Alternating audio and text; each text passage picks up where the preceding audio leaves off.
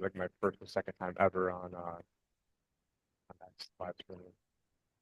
Okay, cool. So if you guys are watching this live, I'm just trying to get set up over here. So let's see. There we go. It's live. You see it? Cool. Yep. I'm just checking the other sources before we go in here. Cool. Yeah, I see Odyssey, Rumble. Cool. I see that on there. Check one more spot. Apologies that you're sort of like the guinea pig with setting up all this stuff. But I used to know this stuff like the back of my hand. Then take some time off. All right, cool. We're live. We'll get the show on the road now.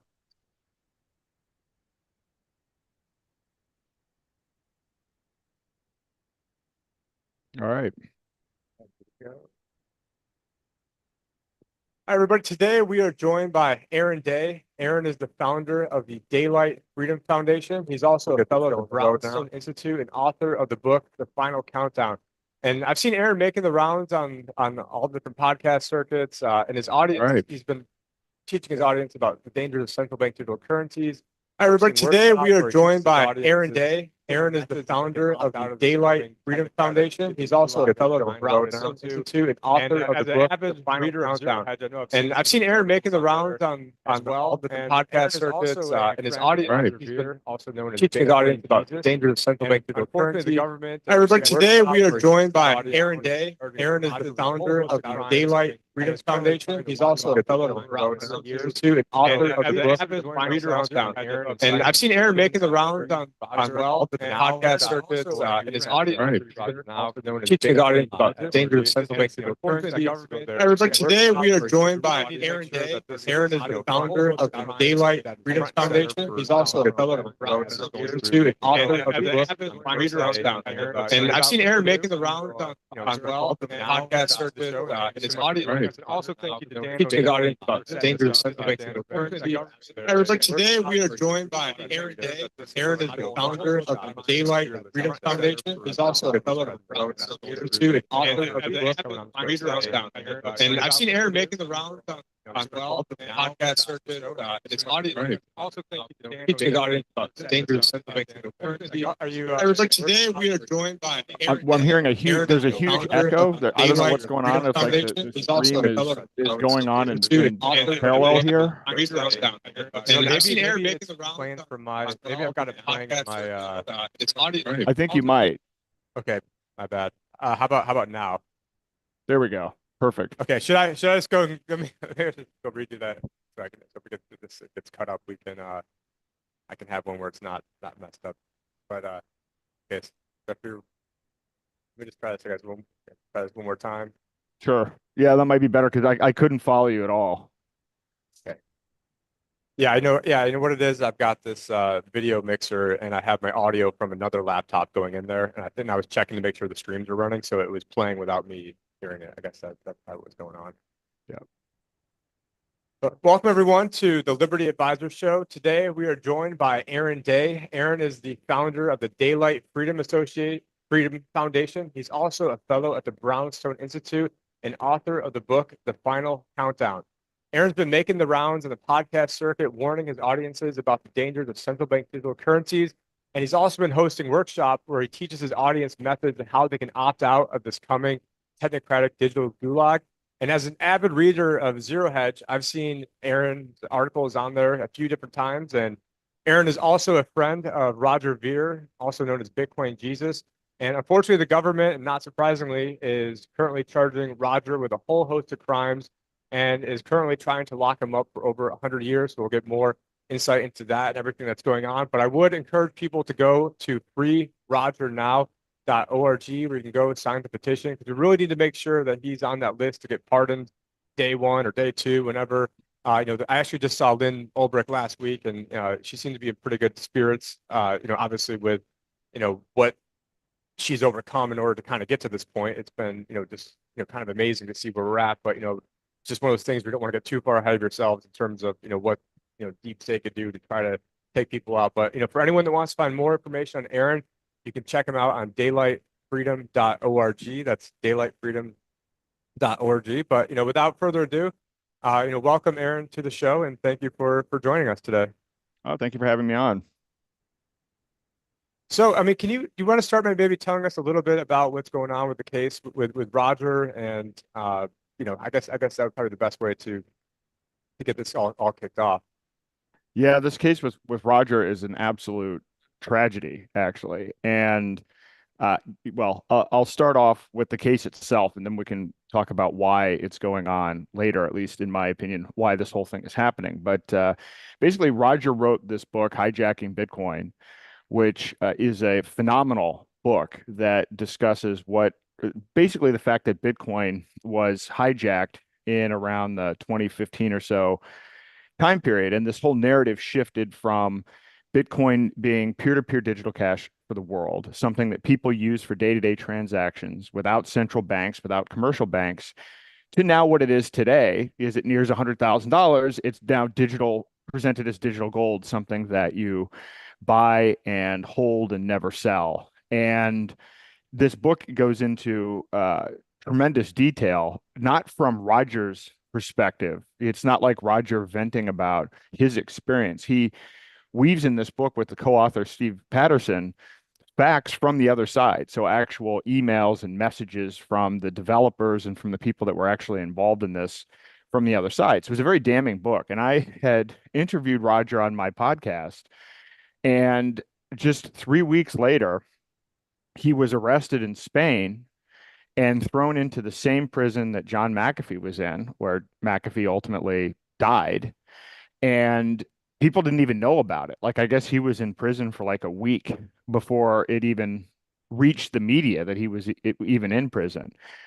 And I will tell you, so initially I actually freaked out because I thought, well, McAfee died and Rogers next. And particularly after having gone to, with my wife, Ian Freeman's sentencing hearing and seeing firsthand what the federal government is willing to do in terms of literally making up charges and, entrapping people the whole nine yards, I immediately was like, I was fearful for Roger's life. And so started to try to raise awareness for his case and worked with Dan O'Neill, who's the person who put us together. Dan put together this Enemies of the State event at the Libertarian National Convention, and I was there speaking about Roger's case, but then he was out on bail. And I will tell you, I actually thought what was going to happen was he was going to resolve the case. The government was basically saying, it's kind of like that meme. It's like, you didn't pay enough tax. Roger left the United States. He expatriated from the United States in 2014, paid his exit tax. And now they're coming after him like 10 years later for stuff from 2014 saying you didn't pay enough. But we're not going to tell you how much you didn't pay. We're just going to throw you in prison. And you're looking at up to 109 years in federal prison for this. And so there's been no opportunity for Roger to find out this what amount he owes, which of course he actually probably deserves a refund, because when he left, he hired the best lawyers and the best accountants to actually do the analysis as to what he should pay. And so he's literally been stuck there. McAfee was in Spain for 8 years before he exhausted all of his appeals. Roger has been in Spain for 6 months. So, I mean, we're looking at probably, if the timetable holds, within the next couple of months, he'll be extradited to the United States, where he will be immediately thrown in prison. And from what I've read from the documents, he's looking at a 12-day trial in this whole trumped up case. And so it's a very serious problem. And the problem is it has massive implications for everybody. This isn't even just a crypto issue. In this process, they actually raided Roger's attorney's office and they took his confidential documents. So your ability to speak with your attorney privately is a fundamental right, and they violated that. And it just so happens in this case, the documents they unconstitutionally seized actually support Roger's case, but nevertheless, they're using this whole process against him. And so this is not just a crypto case or a one-off case. If they win here, then it basically means the end of your right to counsel, at end of attorney-client privilege. It also means they can go back and retroactively make up tax policy, not tell you, it'll be the end of innovation. And so with this new administration being focused on America being the crypto capital of the world, I don't know how you can do that while you're simultaneously crucifying Bitcoin Jesus. But nevertheless, here's where we are. And so this freerogernow.org campaign, I encourage people to go visit right now and fill out the open letter because, a lot of people say, well, why am I going to fill this out? This won't make a difference. But it absolutely made a difference for Ross. And, Lynn Ulbricht is the gold standard and the example of what one person can do. And so we as a community, all of us working together, can actually raise enough of a profile on this issue. And if enough people sign this open letter, and if we get this message in front of enough people, I actually think this will resonate with Trump, because what's happening to Roger also happened to Trump. Trump has been audited multiple times. Trump has had his attorney-client privilege breached with his lawyer, Michael Cohen. And it's, by the way, all for the same reasons, because they're going after Roger for political reasons. And this is where actually this fits in for me, because I am laser focused, and it sounds like you were even ahead of me on this, with this idea that CBDCs are the biggest single threat to human liberty. Once they can program, censor, and track our money and all of our other assets digitally, it's essentially the end of free will. I would argue that Roger is the single biggest threat to CBDCs, because without Roger, Bitcoin would not have been what it's become, in terms of he got the name Bitcoin Jesus because he evangelized it, introduced people to it. He was the first retailer to take it. He was the first investor in Bitcoin related companies. I mean, if you were here from 2010 to 2015, Roger was like the guy out there promoting this. And then when he realized that it had been hijacked by people tied to traditional finance, hijacked by people tied to the deep state, he exposed it and then continued to work on investing in and promoting alternatives, because his goal has always been peer-to-peer digital cash, because he's very passionate about the fact that by empowering people to have money that is fast, cheap, easy to use, accessible to anyone outside of the banking system, you can basically stop wars and spread freedom all over the world. And he's been laser focused on that. When I had interviewed him about his book, one of the things he told me at the end is, hey, you really need to take a look at this crypto called Xano, which I have subsequently done and am fully behind, because the next wave of this as we fight CBDCs is our privacy coins. And so, I mean, one thing I like to say is they want to crucify Bitcoin Jesus so that he doesn't become Xano Zeus, because they know how effective Roger is. And if these privacy coins like Xano and Monero take off, that's a big threat to the Federal Reserve. That's a big threat to central banks and commercial banks all over the world. And let's face it, the people going after him, the IRS, are nothing more than a collection agency for the Federal Reserve. So this is why I think we're here. So to me, this is a moral, like, I can't not help Roger. Like Roger, I actually teach my kids about this. If you want to teach somebody about right and wrong, this is the case about right and wrong. What Roger's doing, what Roger has done in terms of promoting digital cash and promoting, the end of violence and spreading freedom across the world, versus these empty suits for the IRS, these thugs that are trying to throw him in prison for political reasons. And so I really urge everybody to support this as quickly as they can, because I think there's a real shot here that maybe Roger gets out the same day as Ross. Yeah, and I think one thing that people don't even realize is that you can not like we kind of just glossed over the whole exit tax thing, but what people don't realize is when you leave the country, the government essentially acts like you died that day. So any amount of anything in your gross estate is going to be all added together, and then they're going to, I mean, now the number is pretty high. I think it's like around like 11.5 million or 11.7 million. If you're married, I think it's double that. So around 23 million. So anything over and above that, they're going to hit you with something like a 40% tax, not to mention whatever your state tax is, or if you have, IRAs, or they made everything, they make it taxable just right on sale. So that's one of the reasons I was trying to come up with this whole basically program for early adopters, where if they wanted to, do something like that, where there was ways for them to, get money out of their gross estate legally. And that was something that Ernie Hancock basically kind of gave me the idea for back in 2017. And that's when he told me about Roger Ver, and because unfortunately I sort of outsmarted myself from all this stuff, where in the very, very beginning, I just read Preach from Jekyll Island.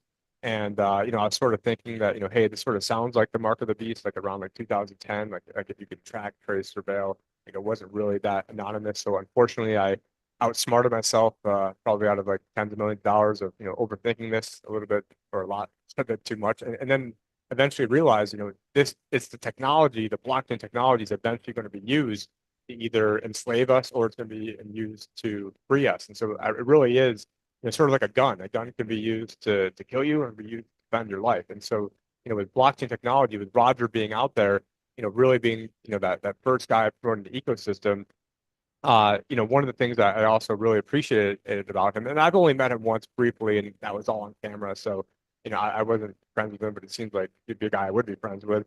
But I did read his book, and I was aware of a lot of stuff that went on during that time period, just because I was friends with Ernest Hancock, who was interviewing Roger and Talek and all these guys way back in the day.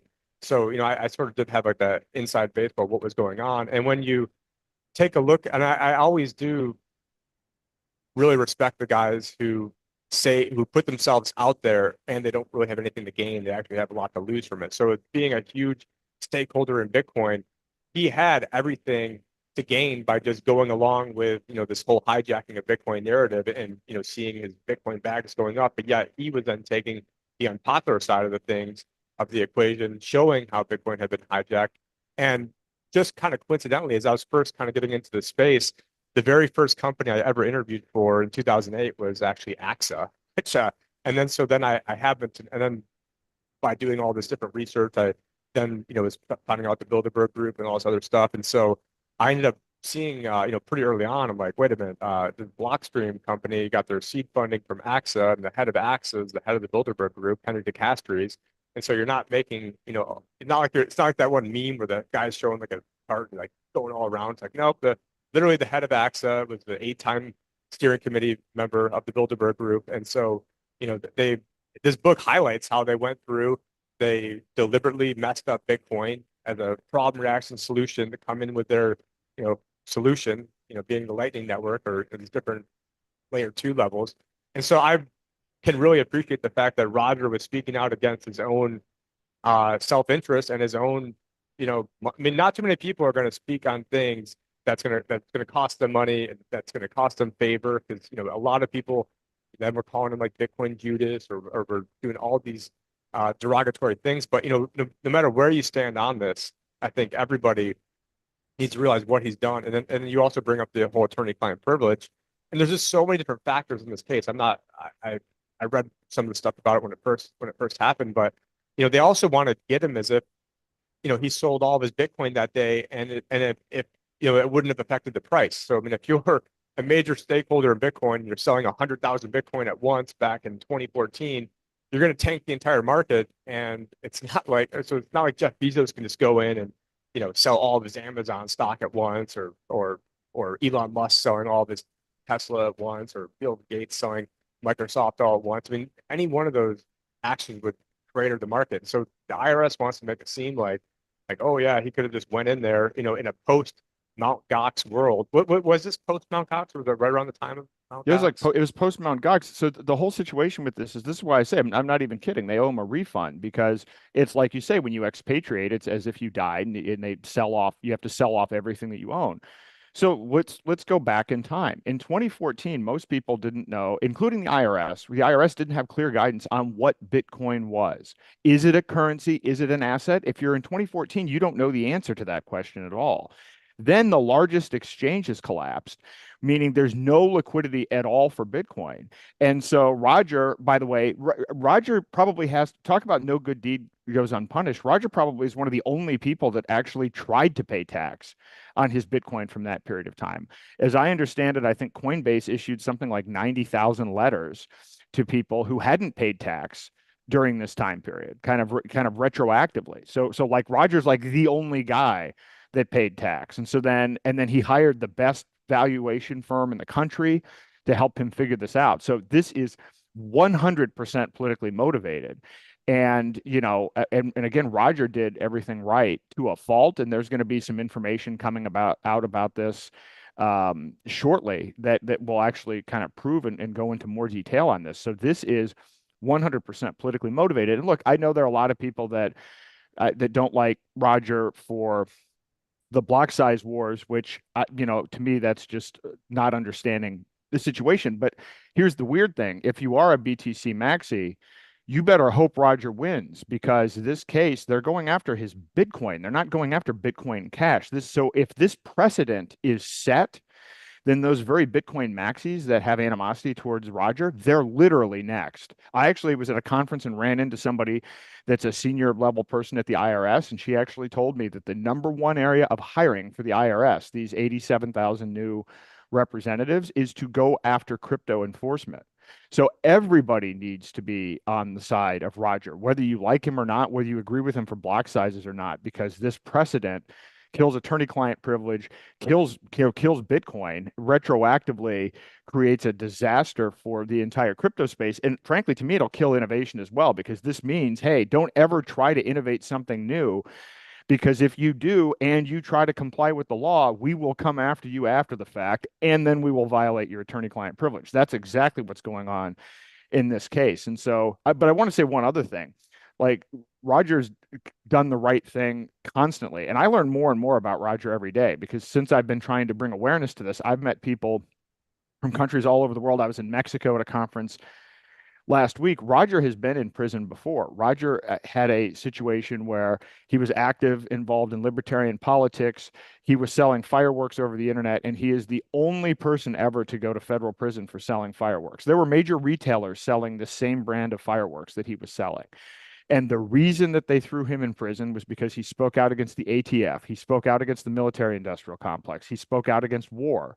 That's why he was thrown in prison. When he was in prison, he was essentially tortured by one of the guards. And so Roger began his process of leaving the United States in like 2001. I think he moved to Japan in 2006, and he didn't formally expatriate until 2014. But it's because it took that long for him to do this.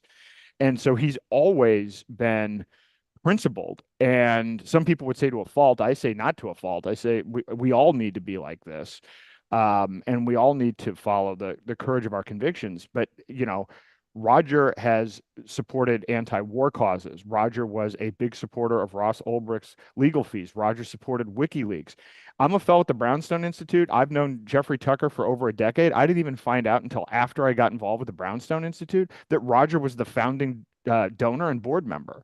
That wasn't even publicly known. I was in Mexico at Mineratopia, and I found out that, a few miles from where the event was being held, Roger was the major donor to, help repair the roof of a senior community. Like, there's what about Roger publicly, and then that's like only the tip of the iceberg. It seems like every time there's somebody being disenfranchised and targeted by the state, whether it's in the United States or beyond, literally Roger has been there silently helping the cause. So I know of no other person that lives voluntarism more close to the principles and the ideas than Roger, which is why I'm doing everything that I can to help support this cause, because it's politically motivated, and I can't imagine him spending even one day in a prison cell. And is he out on bail right now, or what's his current situation? He's out on bail, and he has to check in every like 2 days, and he doesn't know whether he's going to go back or not. At any moment in time, he can be out doing his business. He can't leave Majorca, and at any point he could be nabbed again. And I think they're trying to, I think the U.S. government's trying to have him thrown back in prison, even while he's out on bail. So this is like, can you imagine being in that situation? And by the way, here's the other part of this. Roger has always been vocal, and then he was vocal about Bitcoin, and he wrote this book, and now he's essentially gagged. So imagine you're Roger, and now everything that's going on with Bitcoin, everything that's going on in the world with CBDCs and everything else, and Roger's voice is silenced. I can't imagine how frustrating that has to be, in addition to facing, potentially being, thrown in a cage for 109 years. So,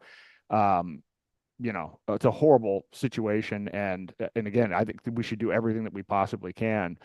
And by the way, not only go to freerogernow.org, and there are some great video clips. I'm not a lawyer, so there's a video clip on there though with Robert Barnes, who's a well-known constitutional lawyer.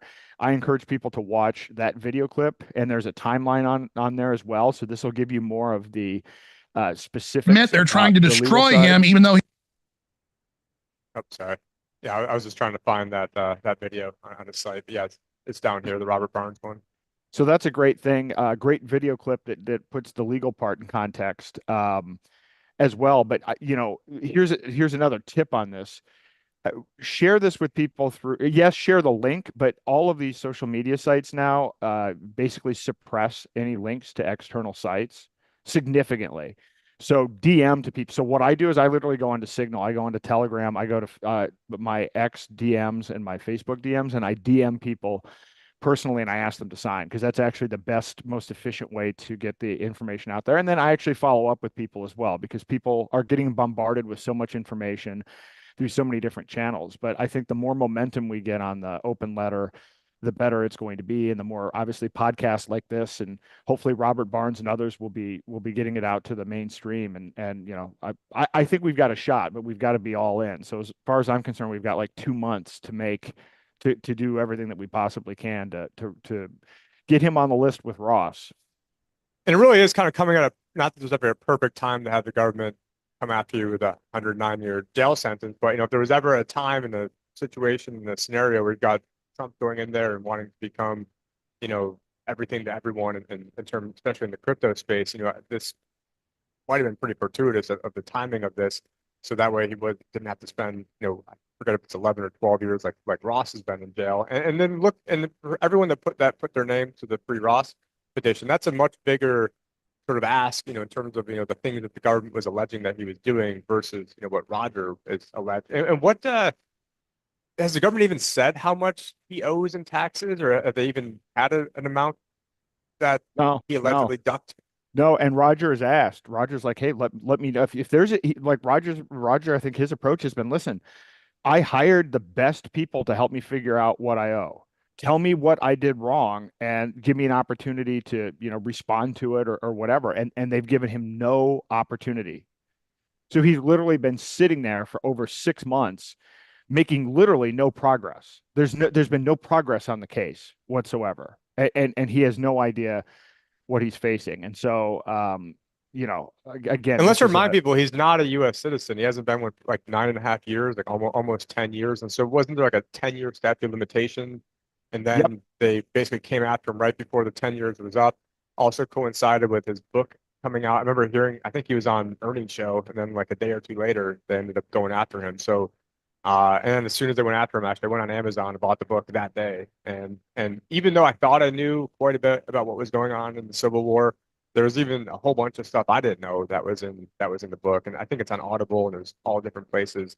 It's just, and the thing is, I still recommend. I mean, I'm out there probably one of the first financial planners, if not the first, and certainly the first certified financial planner to be recommending Bitcoin. And I still recommend Bitcoin, but it's always with the caveat of, I do tell my clients, like, hey, it's been hijacked, but from an investment, I mean, I got in case SEC is watching this, past performance, no case of future return, talk to your own advisor, disclaimer. But, I'm still out there from an investment thesis telling people, hey, I think Bitcoin is still, from a price appreciation standpoint, probably the way to go. Unfortunately, just because people don't know the inside baseball of what really went on and really what happened with the hijacking of Bitcoin.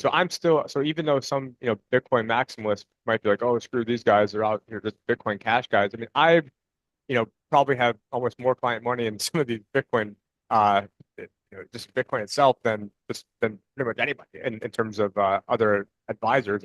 And I was giving a presentation in 2018 at Acapulco, and how people who made a bunch of money. So let's say they had $10,000, now they've got 10 million. Like, how do you take out 2 or 3 million, get a house, do other stuff, not get killed in taxes? So I was coming up with different charitable strategies, and now we've actually have it's been refined, and I teamed up with some of the guys who basically like helped invent this space like 40 years ago. And it was just for this exact use case. It's because the government's, everyone wants to be all anarchist and everything, but until you're in jail for 100 years, then it's not fun anymore. And I have sort of stifled some of my own innovation because I didn't want to end up like Ross. I didn't want to end up like what they're doing now to Roger. And so it's been sort of crippling.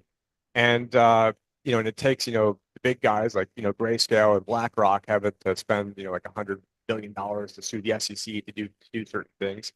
And even we happened to get audited by the SEC right after I made a video about Gary Gensler and his connections to how he was like the head of the CFTC, and then when he was head of the CFTC, Commodities Futures Trading Commission. And like that's why they didn't allow, not that, I mean, there's problems with the Bitcoin ETF, but like that's why they didn't allow the spot Bitcoin ETF, is because he wanted to have like a futures version of it so his buddies at the CFTC can make money. And a ton of people in the crypto space were lauding him getting as the head of the SEC, and I'm like, no, this is not some guy that's going to be your friend. I mean, you can go back to my podcast when he was installed in there, and it wasn't a popular opinion. I'm like, no, this is a former Goldman Sachs little weasel who then was the head of the CFTC, who worked underneath John Corzine. Then when Corzine stole like, I don't know, like $40 billion of MF Global, the person that would have got him in trouble would have been the head of the CFTC, which was his former underling, Gary Gensler. And then do you know who gave Gary Gensler his MIT teaching job? Mm. Like nobody knows it. It was Caroline Ellison's father, Oh who was yeah. Okay. the girlfriend of Sam Bankman-Fried of FTX. Yep. And so it's like, wow, I'm so shocked that this guy didn't end up being, the Bitcoin, like didn't end up being the savior for Bitcoin, and instead, was doing everything he could to sort of stifle innovation. So yeah, so hopefully Trump can, kind of use this, as momentum, in the crypto space and everything that's going on to help free Bitcoin users. And I do have to, commend, I just saw Lynn last week, but I do have to commend all the, I mean, just look at how hopeless that situation looked. And now, I mean, knock on wood, I mean, as long as he gets in there, it looks like he's going to be, and I guess he told her like, well, I don't know if I could pre day one and be kind of busy, but maybe day two or day three. So, I'm hopeful, but I never really put anything past these guys in terms of what, the deep state could be, planning. And Roger, ultimately, I mean, what he's been doing for freedom has just been so incredible, and he's always been taking that other side of the equation, the contrarian approach, when it wasn't popular to do so. And for anyone who reads the book, I think that they would definitely get a much better understanding of what really went on in the Bitcoin space. And I've been telling people for years, Bitcoin Cash actually is more like Bitcoin than Bitcoin, but since most people don't know that story and most people don't care, from a price appreciation potential, I still was thinking Bitcoin from if you want to see, the US dollar amount go up, that's, the better one. But if you are more philosophical about it, then it's the other things that you're mentioning. But it's just such a travesty that they're coming after him. And I think it's no surprise that it happened to be right after he came out with that book. I mean, it's just, I mean, what are the odds that, he comes out with this book exposing where a lot of the bodies are buried, and then now they're trying to put him away. Yeah, it's not a coincidence. And again, the talk that he gave, the immediate talk that he gave prior to being arrested was on Zeno. And so I got involved with Zeno. I've actually met with the team. I've been using Zeno. I kicked the tires, and now I fully understand what Roger sees in it. Because it, again, we still need peer-to-peer digital cash, and now that we know that Bitcoin can be tracked, the way out of CBDCs is going to be privacy coins, and it's not just privacy coins.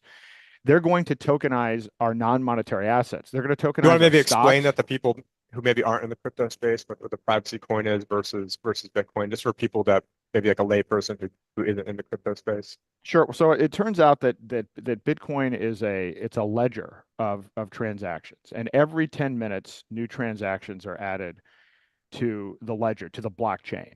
And in fact, I'll even take a step back. Most of global commerce and even the dollar itself runs on centralized databases, like an Oracle database or a Microsoft database. And the problem with these centralized databases, as probably everyone listening to this knows, they can be hacked. I mean, whether it's Equifax or the Social Security Administration, like every week there is a major hack that happens with these centralized databases.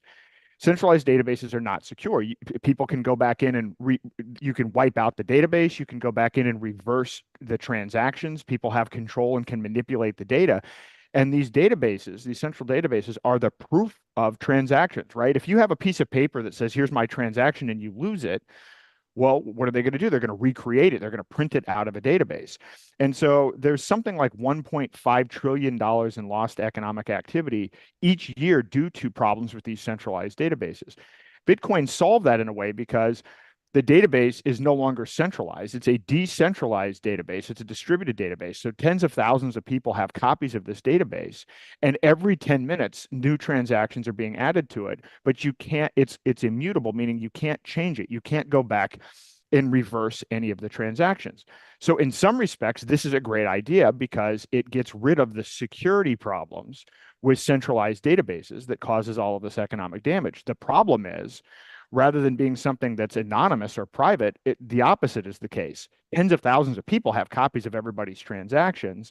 And it turns out using some sophisticated technology, something called chain analysis, if you've used an exchange or you've identified yourself somehow using some centralized service, they can actually track all of your transaction history. And that's what they've done with Roger and Ross and Ian Freeman and many other people. And I've heard through the grapevine that essentially they've mapped out all the transactions. And so a lot of people early on mistakenly thought Bitcoin was anonymous, or even though the white paper didn't say that it was anonymous, but they didn't understand what chain analysis would look like. So You privacy look at coins, it's pseudo anonymous, and as Ernest Hancock used to say, he goes, "Yeah." Then I look at the word pseudo, and it means not. So I mean, right? everyone was always pseudo anonymous. So sorry about that. Well, look, hey, if you've got 150 IQ and you're 15 years of dev experience and you spend a lot of time on it, you can keep your transactions anonymous. That's not money, right? You can't. Money is something for everybody to use for trade on a day-to-day basis. It can't have that kind of a technical barrier. And obviously, Roger, Ian, and Ross are very, very smart people, brilliant people, and even then, they're caught up in this. And so, privacy coins are different. Privacy coins are not a public ledger, so you can't actually see all of the individual transactions. You can't trace it and track it down. And so this is why this is important. Now, a CBDC is well, actually, it's kind of indistinguishable from Bitcoin in a way. Can I back with 1 second? So basically, like for people out there, it's sort of like if you have, I mean, not that people write people checks, but you go and you write someone a check, and then they can then go and look up and see how much money is in your bank account. And so they want to make it seem like it's just, terrorists and drug dealers and, Mhm. ne'er-do-wells who are using this type of stuff. When in actuality, I mean, if you're a business owner and you've got 5 employees, and, do you want each of those employees knowing how much they each make, or do you want to know how much your suppliers,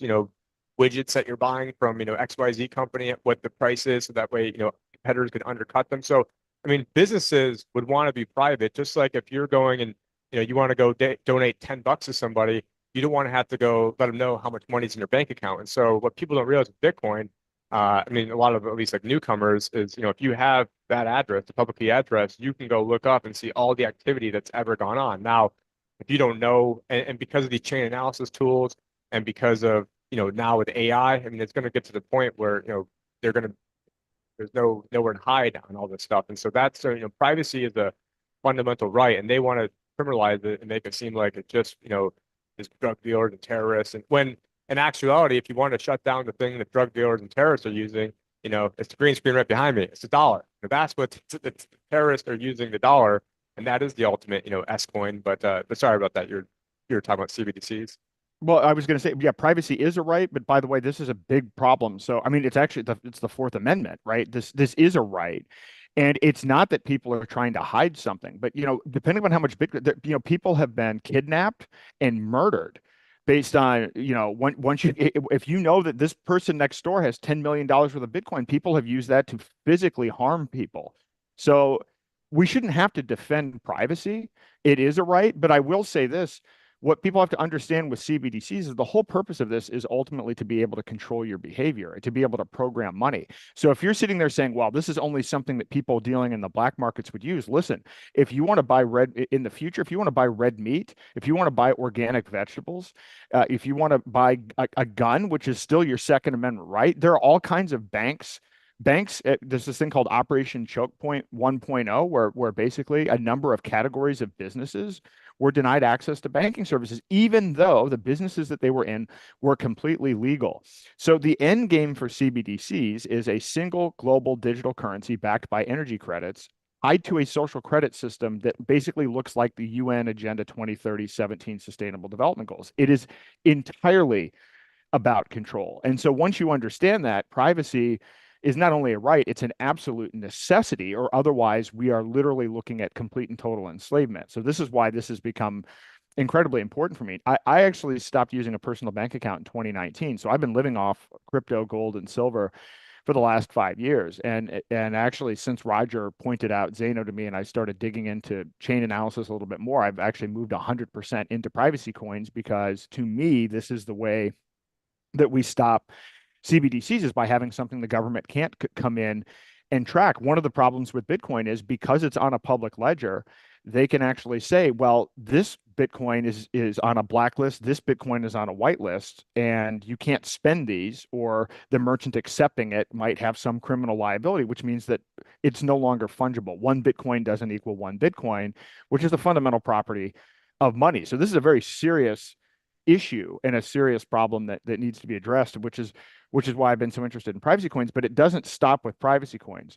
The way that they've built out these CBDCs is they are going to create digital tokens for your non-monetary assets. So your stocks, your bonds, your home, your car, your computer, those will all be represented using digital tokens that have the same surveillance features as a CBDC. So they're going to be able to track and censor and monitor everything that you own, not just your money.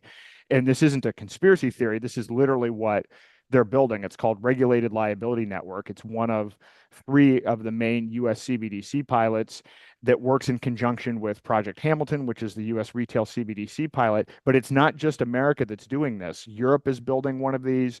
Japan is building one of these. And what they're moving towards is one global system where all assets are digitized and programmable, and it's all interconnected globally. That is literally what is being built behind the scenes right now as we speak. And so this is coming, and it's coming at a much faster pace than people realize. When I started investigating this in 2020, there were 35 countries researching a CBDC. Fast forward to now, there are 134 countries representing 98% of global GDP at some level of either investigating or deploying a CBDC. 64 countries, I believe, are outside of now just the research phase. There are 11 countries that have implemented a CBDC. It says there 3 have launched. There were 8 in the Eastern Caribbean that went back to the pilot phase. But in essence, there are as many CBDC accounts now globally as there are digital, decentralized crypto accounts. And this has all happened over the last 4 years. Europe announced last week that they're hyper accelerating their project. The US has been working on this diligently, initially starting in 2015, but really picking up steam in 2019. And so we know what their end goal is. It's literally 2030. That is the time frame for them to have this implemented, not to start it. And they're working at a very feverish pace. So the adoption of CBDCs and the rollout of CBDCs is dwarfing the adoption of cryptocurrencies for use as an alternative to fiat. And this should be alarming to everyone. Yeah, and I'm sort of worried that they're going to maybe get rid of CBDCs, but then they replace it with, oh, we're just going to have the Treasury do it, and it's going to be the same thing without a difference. So I'd like to, and you were the first person who I ever heard bring up the term regulated liability network, and just for people who might be listening to this later on, we have the AtlanticCouncil.org CBDC tracker. I've been following this for probably 4 or 5 years on this website, and it's almost easier to list the amount of countries that aren't doing this than it is to list the ones that are. I mean, it's all aside. It says 21 are inactive, 5 canceled, 2 other, and then aside from that, every other country on earth is in some way, shape, or form trying to get this going. And then you're like, oh, who's the Atlantic Council? Well, the Atlantic Council, there was something called the World Government Summit.com, which I mean, they just throw all this stuff in our face. I mean, worldgovernmentsummit.com. And right before the head of the Atlantic Council, this Frederick Kemp, his speech, their panel was called, "Are we ready for a new world order?" And so it's just like we've got worldgovernmentsummit.com. Are we ready for a new world order? And it's just like how much more obvious. And then in this whole pandemic, as I like to call it, March 23rd, 2020, the Banking for All Act, which was basically going to try to usher in a CBDC. Then you've got, what is this, June 11th, 2020.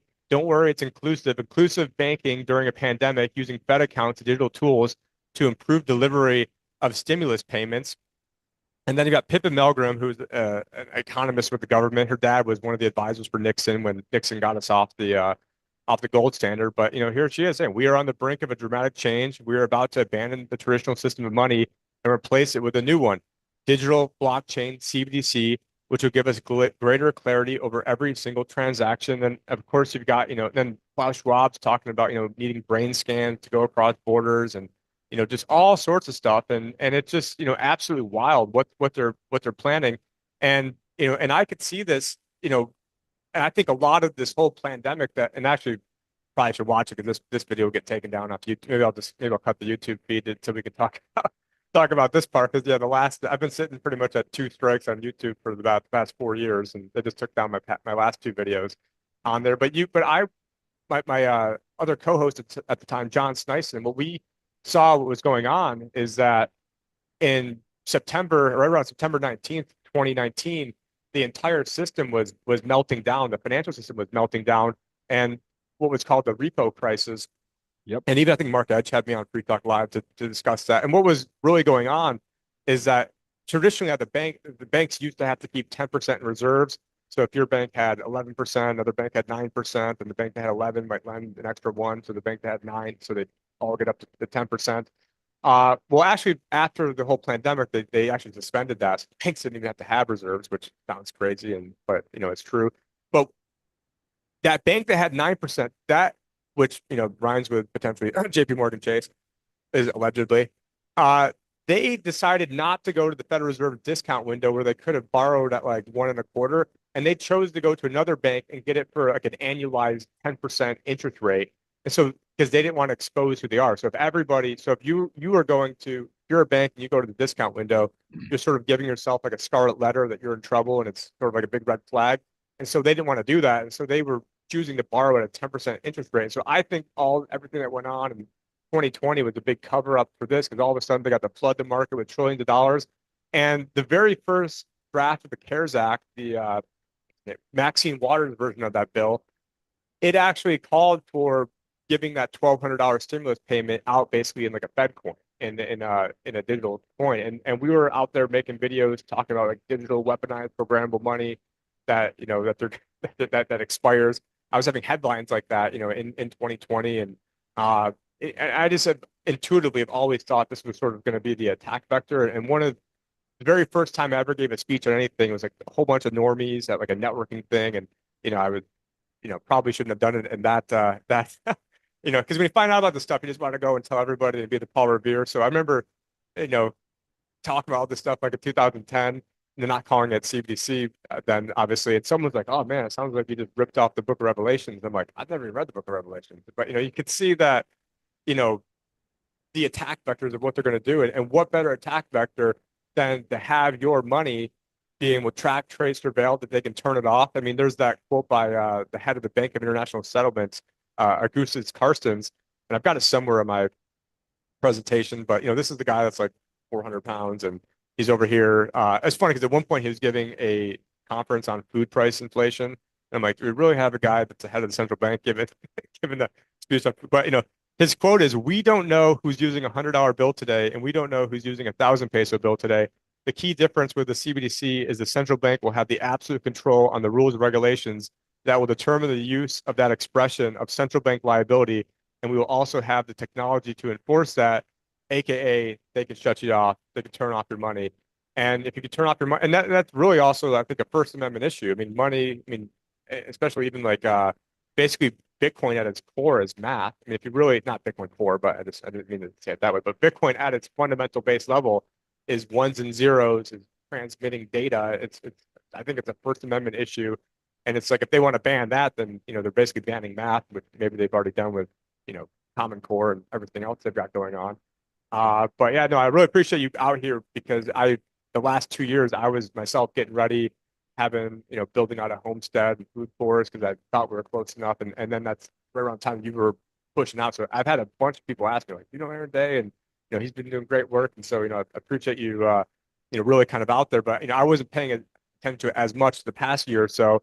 But I'd heard you on, maybe it was on your podcast, talking about the regulated liability network, and also talking about how the Federal Reserve just runs off an Oracle database and pretty much already is a CBDC. So can you kind of maybe just expand a little bit more on that? What's the regulated liability database? And then, also touch on the fact that we might already have a CBDC.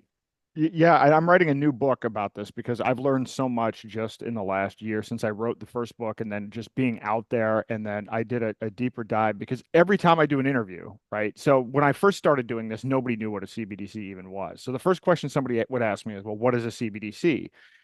And because you go to that Atlantic Council site and everything else, and you take a look at it, and it's like, well, here's the status of all these CBDC accounts. And then after a while, I'm kind of like, well, wait a minute, what actually is the definition of a CBDC? And I tried to look for this because the Bank of International Settlements has a definition, the WEF has a different definition. When politicians talk about it at the state level and everything else, I'm like, okay, so what is a CBDC? Well, then I'm just going to go look at the words themselves, a central bank digital currency. So then I spent a bunch of time trying to understand how money currently works from a whole variety of perspectives. I mean, not only, where it's created and how money is, money is essentially created when the federal government issues an IOU to the Federal Reserve, and then the Federal Reserve creates money out of thin air, and it turns out they create it in an Oracle database. And so, well, okay, so what is that? That is a central bank digital currency. That is a central bank creating a digital currency in an Oracle database. Just fundamentally, that you can't really dispute that. And then I started looking at the history of how the Federal Reserve works, how they created money, the FedWire system, and then going all the way up now to FedNow. And then I started digging into, okay, well, how does it work technologically? What has the evolution been? I mean, they used to do wires, and now they use Oracle databases, and then they're now using stuff with Oracle databases in the cloud. And so now I'm starting to really dig into this. And so then how do banks work? And so it turns out there are like each commercial bank has their own database. So JP Morgan Chase has, in fact, each bank usually has 5 different databases to do different things. And these databases are Oracle databases or Microsoft databases. And so it turns out, the government writes its checks to buy tanks and bombs and everything that they write off of this account in an Oracle database. And then that gets deposited into a commercial bank account. And then that commercial bank creates money out of thin air in their own database, backed by the reserves that they have at the Federal Reserve. And as you mentioned, it used to be a 10% reserve requirement. Now they're not even required to have reserves, although in actuality, they have in aggregate, there's more than 10% now in reserves. And there's a whole bunch of variety of reasons for that as well. So then, okay, so we have a central bank digital currency. And then some people will say, well, yes, but it's not just the central bank. You also have commercial banks having their own database, as if that's an important distinction, because who owns the Federal Reserve? Well, now the truth is we don't actually technically know, which should be problematic in and of itself, right? When somebody says to me, oh, you don't like privacy coins, I'm like, the organization that has a monopoly control over printing our money, we don't even know who owns them. And I can't have a privacy coin. There's something slightly wrong with this entire structure. But nevertheless, a commercial bank having their own database, in addition to the Federal Reserve having their central database, this is not a big victory because, again, those large commercial banks in particular probably have the largest share ownership. So then what are people worried about with central bank digital currencies? They're worried about tracking and financial surveillance. They're worried about programmability, and they're worried about being censored, losing access to banking, right? Those are the 3 big ones that when you talk to people. Well, so then I dug into that. So what do we look like there? I've identified 13 federal programs that are related to tracking Americans' financial transactions. Today, the IRS is working with commercial banks using AI to analyze everybody's transactions.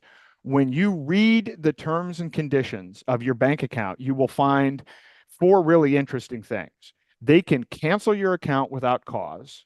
They can sell or share your data without your consent. They can share. They can change the terms of in conditions without your consent, and they can change fees without your consent. This is what at least the 4 major banks that these are actually literally in their terms and conditions. And we've been conditioned to sign these click wrap agreements without reading any of them. And so we've literally given just like when we use big tech, we give away our privacy. We've also given away our privacy and any rights whatsoever. The money that you have in the bank account really technically doesn't even belong to you if you read the fine print. So it's already surveilled with NSA bulk data collection. through the Patriot Act, they can come in and, without a warrant, shut down your bank account, and then they can issue you something called a national security letter where you can't talk to anybody about it, including a lawyer. So those are three of the 13 that I've identified. There's an article that I have on Zero Hedge where I go into detail, and I'm going to expand this into the book. So if you're sitting there saying, boy, I don't want CBDCs because I don't want to be tracked, is the IRS using AI, the NSA, and the Patriot Act not enough for you? Because that's already happening today. This is not a futurescape. This is today with the current system. That's one of three. The second is programmability. Oh, we've got to be worried about their ability to program money. Well, okay, remember, they're Oracle or Microsoft databases. People have been programming Oracle and Microsoft databases for decades. Literally, this is how the economy works. So anybody that has a health savings account or a flexible spending account through their health plan, the largest provider of health savings accounts is called Optum Bank. It is literally a bank. And what do? They issue debit cards. And what are those debit cards? Their debit cards are programmed so that you can only buy certain medical related expenses at certain times from specified retailers. It's digital programmable money within the existing banking system. MasterCard worked with Doconomy, a bank, and from 2019 to 2022, they created a UN co-branded credit card using the existing banking system that tracks your carbon usage and shuts off access to the card when you use too much carbon. This is the existing system. So what the conclusion that I came to is we already have a CBDC. The article that I wrote is like 50 shades of central bank digital currency tyranny. And now it's just a matter of what is the level of tyranny that we're dealing with, because the end goal is one digital currency backed by energy credits tied to a social credit system. And where we are right now is it's already digital, it's already programmable, but it could get worse. And every bill that's been proposed, including by the Republicans, by the way, adds to the tyranny. It gives more control to bankers. It imposes more reporting. It adds more know your customer anti-money laundering, which essentially means more information about each individual. There isn't any legislation that's been proposed in the Congress that reduces the tyranny of our existing central bank digital currency. So this is going to be in my new book, and I'm going to be hammering on this so that every time a bill comes out, we can put it in context in terms of what it means related to tyranny and these CBDCs.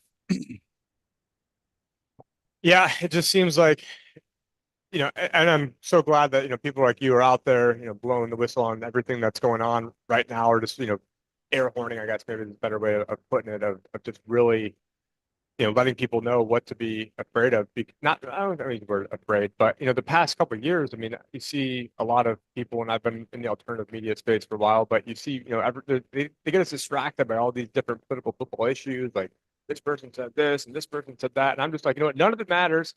And I'm trying not to swear anymore these days, but none of it matters if the fact that they can go shut off our money. I mean, and so if you shut off your money and you make everybody poor, well, then what other issue that they want to have you distracted about on TV is really going to matter? So to me, that's always been. And I forgot about that. The third element. I did the first two. The third is actually the ability to censor you. So what I just found out in the last couple of weeks, Melania Trump, Barron Trump, Kanye West, Dr. Joseph Mercola, and Nick Fuentes have all been debanked. People that are in this Operation Choke Point that I mentioned earlier, various categories of business, you can already be debanked. Canadian truckers, this does not require a blockchain. This does not require an upgrade to the infrastructure. Nothing is required to censor, program, and track your money. We already have the ability to do it. Now, that can get much worse. And as I mentioned, not only do they want to track our money, they want to track our assets. I mean, they want to be able to shut off your car or shut off access to your computer or shut off everything. I mean, we're building this Internet of Things where every device is going to have a tag on it, and that tag is going to be a token that's going to be tracked in the CBDC system.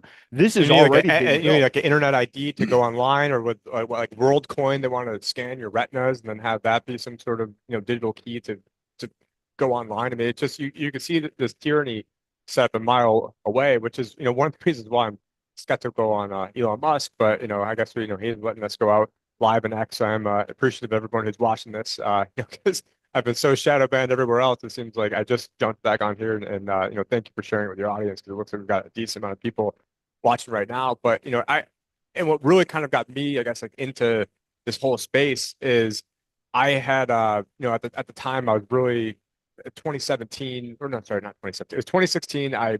Bill Weld, the vice president Libertarian candidate, he was running with Gary Johnson, and I had heard an interview where he had talked about wanting to ban AR-15s, and then also saying handguns were even more dangerous than AR-15s. I'm like, you know what, this is just ridiculous. So for that brief amount of time period, I decided to pull for Trump. I had a page that was doing more by myself as a nobody than the entire Libertarian Party combined, reaching billions of people from like a standstill. Ever since November 16th, 2016, when I had two things go super viral that day, never have gotten another new follower ever again. So first Wow. 2 months, 32,000. Following Wow. 8 years, -4. Never another new one ever again. And so then I'm like, I don't want to build up on all these enemy platforms.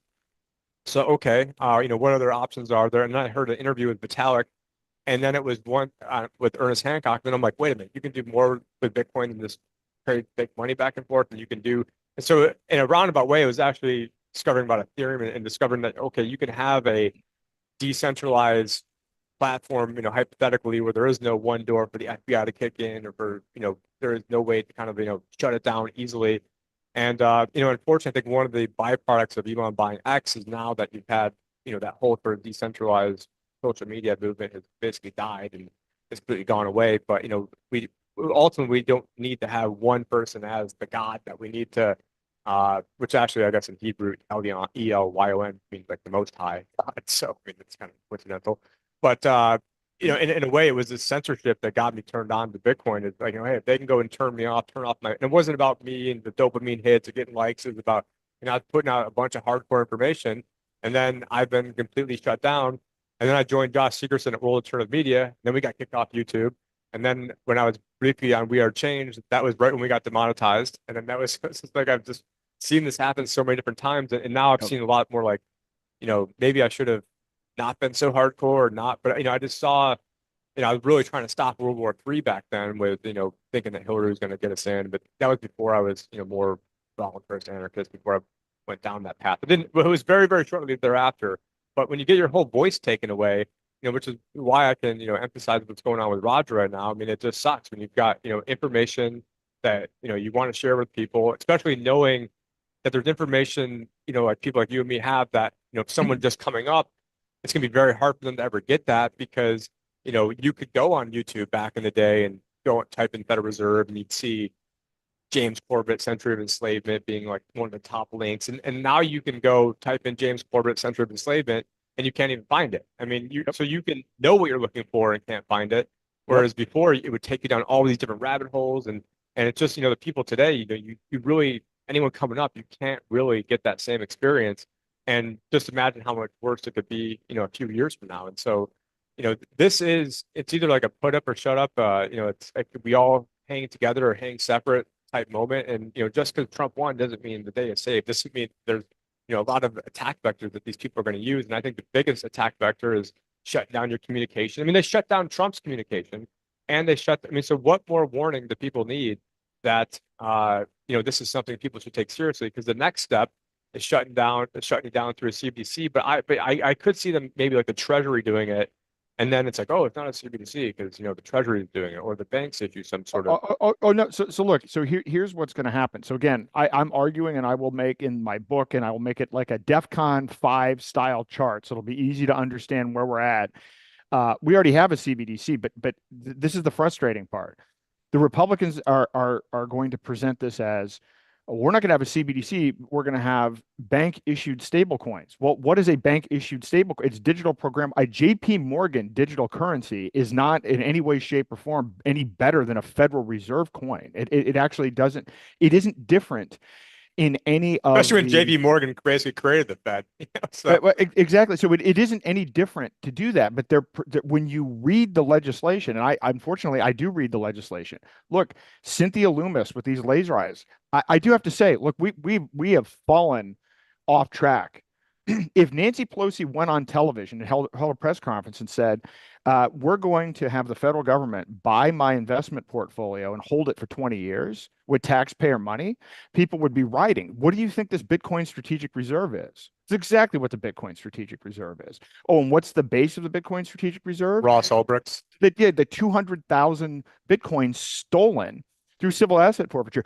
Like, make no mistake, civil asset forfeiture is theft. So now in the future, moving forward, hey, if you get caught speeding, you better not have your wallet on your cell phone open, or maybe they'll just, the cops will just steal your phone and take your coins. I mean, because that is how civil asset forfeiture works. This is a horrible model. So there's no reason to be optimistic about the policies that are being pursued, because there's also an anti-privacy bias. Cynthia Loomis has actually said she's against privacy coins. She's only for public, transparent blockchains. And by the way, they will use terrorism and money laundering and get bipartisan support to push something through in an emergency, because they're already both agreed on those points. Whether it's Ron Wyden, Elizabeth Warren, or Ted Cruz, they will all come together with some BS narrative about money laundering and terrorism, and they will ratchet things up one step more. The next one that might happen, another pathway we get there, is Tether will either implode or it will be captured and turned into a CBDC. And I don't know which one it's going to be, but one way or the other, that's going to happen with Tether. And for your audience that isn't aware, Tether is a stable coin. It's a cryptocurrency that is pegged to the dollar, but where it's unclear if there are actual assets that underneath that actually peg to the dollar. So it's like fiat currency, which is already backed by nothing. And now a token on top of that may not even be backed by the fiat that's backed by nothing. This is what's been used to drive up the price of Bitcoin. They'll mint hundreds of millions of dollars worth of Tether, and that's used to buy more Bitcoin and prop up the price. And I'm not going to go into all the details on this. It's a horrible, when you look at it, it's kind of like, when this stuff all collapses, it's not going to be a big surprise. But when it all collapses, they're going to use that as a pretext to ratchet up the CBDC. Because see, the private market couldn't do it. Tether couldn't do it. Everybody put their money in Bitcoin. And if Bitcoin all of a sudden drops because Tether drops, so see, Bitcoin isn't the way to go either. You know what you need? You need a digital currency from JP Morgan Chase. This is, you can almost see the playbook playing out. And by the way, which is one of the reasons I'm actually creating a gold-backed stable coin, privacy coin on Zano, something that's actually backed by gold, tied to gold, where you can physically redeem it for gold, but that isn't tied to the state. Because what I do is I don't like to just spread doom, because obviously most of what we talked about is kind of doom. I like to come up with solutions, and the solution to all of this. In fact, I ran for president to raise awareness to this issue, and I wore a shirt that said "Bank Run Now." Halt CBDCs, stop World War III, and the Fed. And my whole pitch was, if 3% of us stop using the dollar and start using alternative currencies, we don't have to worry about World War III. We don't have, you want to shut down the Federal Reserve? That's how you shut down the Federal Reserve. Ditch the dollar. Stop using their money. Like, don't sit there and do anti-war protests and then go use a dollar at Starbucks, where you're funding the UN and funding all of this violence around the world. We literally have the ability to shut this down in a day. And nobody wanted, you want to talk about censored? I've been a political activist for a long time. I actually bought a database of 3,000 press contacts. I went to press contacts who have covered me in the past for political activism.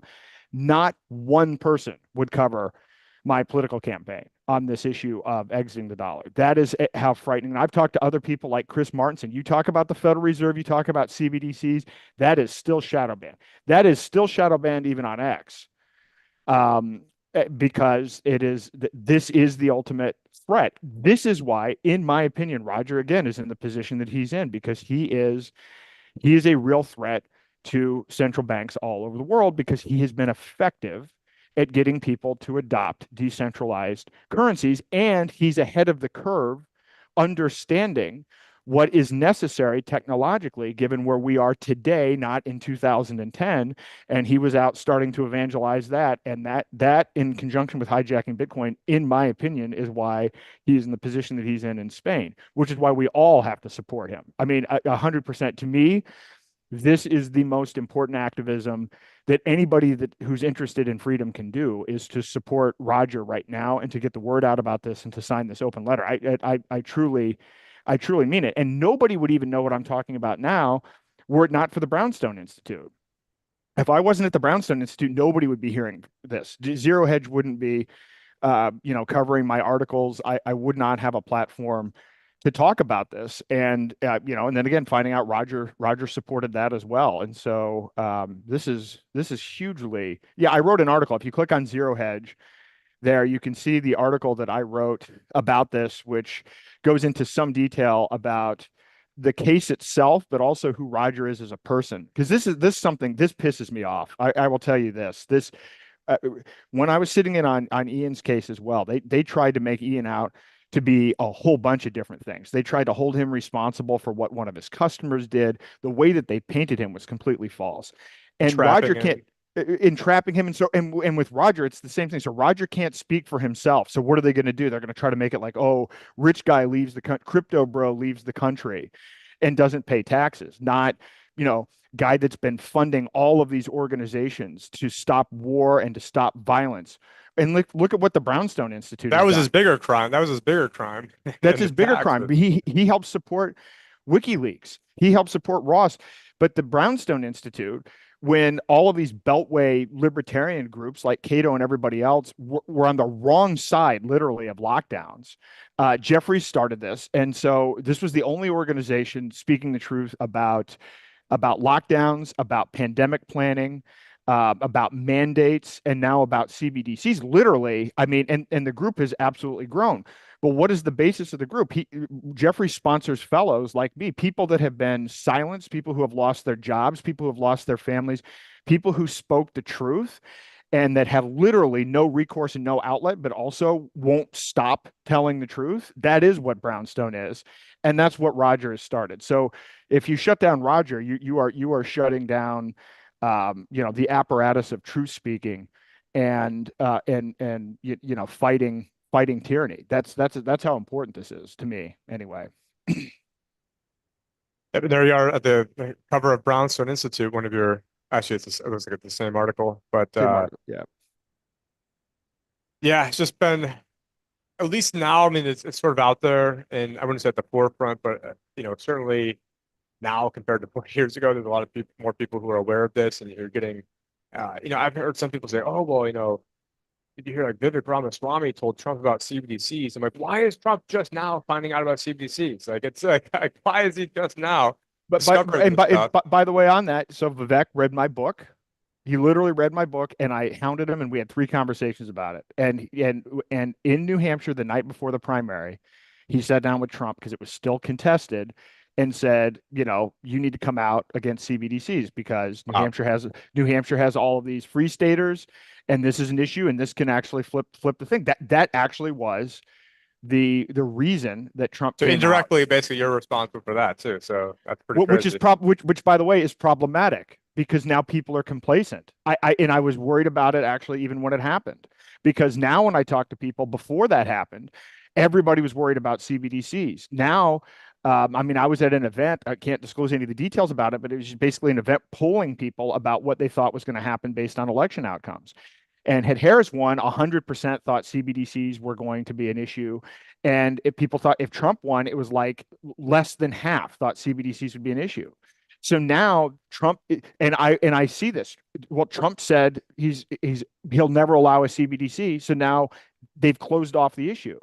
Not we already have a CBDC, and he's promoting bank issued stable coins, and he's promoting legislation that will ban algorithmic stable coins and everything else. Nobody's talking about that because that's way too in the weeds. So it's been worked against the cause of actually stopping CBDCs. I completely hear you like loud and clear on that. Because after Trump won in 2016, my greatest fear was I'm like, this is not like rainbows and unicorns, like the day is saved. I mean, and if you go back to the very, very first podcast, which was right like the exact same week that I got shadow banned, so it never really took off. But I was out there saying like we've got 2 years, but not that I'm part of the government, but like we got 2 years with Republicans controlling everything. That you've got to really press hard. And what was it? A bunch of mamsy-pamsy stuff, and oh, we're gonna put Jerome Powell in there. And I probably had 50 F bombs on my podcast the day he put Jerome Powell in there because I knew the pedigree of who that guy was. And everyone's like, oh, 5D chess and you're not smart enough. And I wasn't Trump derangement syndrome. I mean, I'm embarrassed to say that I had a life size cutout of him when he won, and I paid like $250 for a signed hat when everyone thought he was going to lose. And ran the largest libertarian Facebook page promoting him. So it's not like I'm Trump derangement syndrome, but I also realize this is not, we could have put Ron Paul in there, and it's not like the problems are so big. And right now, you know, everyone's talking about the Department of Government Efficiency. You get rid of every single non-discretionary expense in the government, and you still can't balance the budget. And guess what? They're not getting rid of every single non-discretionary expense.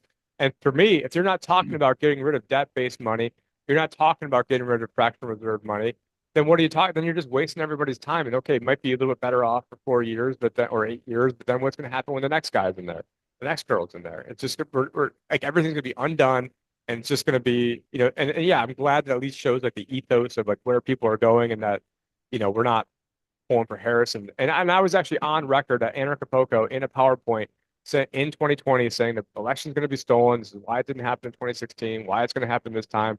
Here, the states are going to steal in a PowerPoint. And the only state I missed was Georgia. And it's, but no one wanted to hear it. It's like, oh no, So red wave, you didn't MAGA, MAGA, factor in MAGA. you didn't factor in Chase Oliver.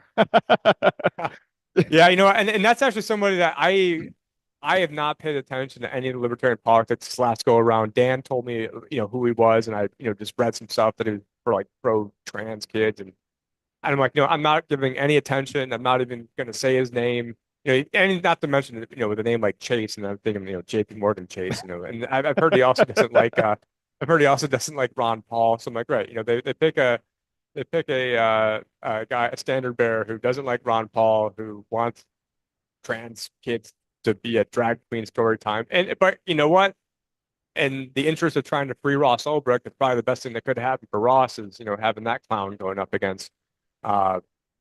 going up against them. And and just with how divisive Trump could be, it would it wasn't really the year for libertarians to shine. And then the year before, Joe Jorgensen, I was actually a delegate that year, and I thought she was the least impressive person up there when it was right before everything, all the pandemic kicked off. It was like January out here in Arizona when and I thought she was the least impressive person up there. And then of course, because she's the least impressive, that's why she no offense if you're a friend with her or anything. No, I just couldn't I'm not.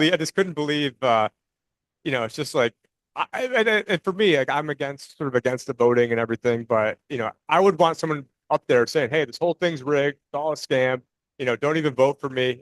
I would maybe vote for that type of guy, or girl, but anyone thinking they're going to save everything. If you are going to save something, you're going to end up like Andrew Jackson, who had two guns misfire at him point blank range when he got rid of the central bank. You're going to end up like Abraham Lincoln, who said, "I have an army in front of me that's the South, and I have an army of European bankers at my rear, and I far more fear the army at my rear." Yep. Look what happened to him. You're going to end up like JFK. You're going to end up like all the other people if you are legit about this. And so I hope he proves me wrong. I hope he does get rid of debt-based money, but I'm not holding my breath. And so I think people do need to be prepared, but I don't want to have a fear-based message because this is, that's why I'm out here getting a homestead and growing food and raising chickens, because that is an answer. And if they try to shut us down, I guess it's like the Hank Williams song, a country boy will survive. You can't starve us out, you can't make us run. And actually the song starts off with, the interest is up and the stock market's down. Well, what's going to happen with, eventually when the BRICS currencies start coming online, it doesn't matter what the Fed does. The Fed can raise rates to 100%. It isn't going to matter at that point. And so I've actually have had a thesis going back to 2014 that they would use a war between Russia and Ukraine to get us involved into that, NATO involved into that, to then collapse the dollar and blame it on them. And you could see it a mile away with, Victoria Nuland and Hillary funding $5 billion, not million, that's nothing, to neo-Nazis to overthrow the government back then. And it's just, and to all of us who've been so deep in the thick of things for, in alternative media and all this for so long, it's just, frustrating. And I'm, kind of glad Trump won for Ross's sake, but, we can't just, it's not like the day is safe. It's not like we're rainbows and unicorns and we're out of the woods. This is actually a dangerous time because now they're trying to launch nukes, do everything else, but I'm not trying to come at it from a fear-based message. No, Even though it's not a fear-based message. We have to develop alternative systems. We need to develop alternative currencies. We also need to develop alternative governance. I've been really interested in network states. I've been interested. I really like Sterling Lujan, who I think is brilliant on this topic, and he's doing some amazing things. I'm friends with Sterling. Great I guy. think I think he's incredible, and to me, that's where I want to spend my time on is creating the new thing. The problem that I have, and again, it's kind of a mixed thing because the Trump can get Ross out, can get Roger out, and it's for that reason I endorse Trump, which I never thought in a million years that I would do, but it is worth it for that. But here's the downside to all of this. The downside is, and the Brownstone Institute did an analysis of this. We we are in a recession right now. When you actually look at the real data, we've been in a recession since 2022. So here's what's going to happen. By the way, let's see. Well, I'll put it on the record now. The economy is already in a recession. It's only going to get worse because we're still dealing with the everything asset bubble.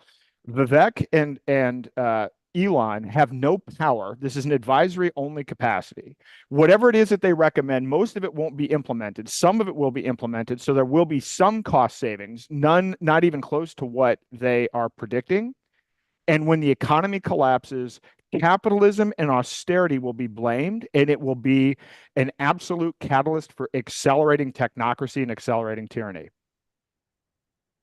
Yeah, I can see that a mile away too. Like, oh, look, Trump tried to, deregulate and lower taxes, and look what ended up happening. And I would actually maybe argue that we've been in a recession for, maybe since 2008. And I know maybe that sounds a little crazy, but why I would say this. And I actually did write a book called How It's Rigged and How They're Rigging the Inflation Rate. A lot of it is based off the work of John Williams, Shadow Stats. And Yep. so the government rigs, I mean, this is more for our audience, I'm sure you know this, but the government rigs the inflation rate. And so they adjusted how they changed it in the 80s and then adjusted again in the 90s, adjusted, and they're adjusting it all the time. So, I mean, if you used to buy steak and now you're buying hot dogs, they'll put it in the price of hot dogs, or you used to buy something that was 20 ounces and now it's 18 ounces, they won't really take into account shrinkflation. Or you have a phone that maybe the last version was $500, but now the new version's $1,000. They'll say, so you think, okay, well, one was 500, one's 1,000, so now it's 100% increase. No, no, no, no. What they will say is, well, now the new one has such better graphics and better camera and more RAM. They call it a hedonic adjustment, and actually it's deflation because it's so much better that it's actually deflation, even though the price went up. And so when you take a look at all these different methods of how they rig these numbers, and I wrote the book on it, going back to 1980, we're at what, like a 12% inflation rate right now, just kind of eyeballing it. And so that number then bleeds into the GDP number. And so if you have a GDP growth of 5 and inflation is 3, 5 minus 3 is a 2% GDP growth. But what if you have a 5% GDP growth and your inflation is really 10? Well, 5 minus 10 is negative 5. And so all that money has just been concentrating and collecting at the top 1%, going into Wall Street, going into financial assets. And that's why people are getting poorer and poorer and poorer. And as they print more money, they're making each unit of currency worth less and less and less until ultimately they make it worthless. And so I would actually argue we've been, for the average person, that's why they're seeing the standard of living getting eroded away, because we've actually, when you take a look at the real inflation rate, we probably had GDP contraction. It's just they lie about those numbers. And that's what drives me nuts about, that was one thing that drove me nuts about Trump is, he was out there calling a lot of the stuff out there as, fake news, rightfully so, even before he was elected.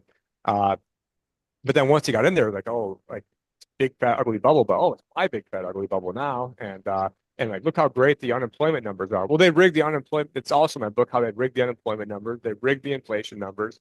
And so, yeah, if you want to compare apples to apples, but don't BS me that things are going great, putting lipstick on a pig when the real numbers are we've been contracting and people have been getting worse off. And unless you bought Bitcoin, but it is painful because it's not like I want to see any of this stuff happening. And it's just like, even a lot of people, even in our community, are touting up how great Trump is doing with inflation and unemployment, when it's like, well, they're all fake numbers. So yeah, his fake number versus the last guy's fake number, maybe it's better, but it's like a live by the sword, die by the sword. I mean, he was touting up the stock market. Well, the stock market was higher underneath Biden. Does that mean Biden was better for the economy? So Well, this so drives me again, nuts. so part of the other part of my new book is going to talk about the fact that we already have a social credit system. That social credit system is tax policy. You want to know why the stock market goes up? It's because everybody puts their money into 401ks and they're just automatically buying stock out of every paycheck. It has nothing to do with anything other than that.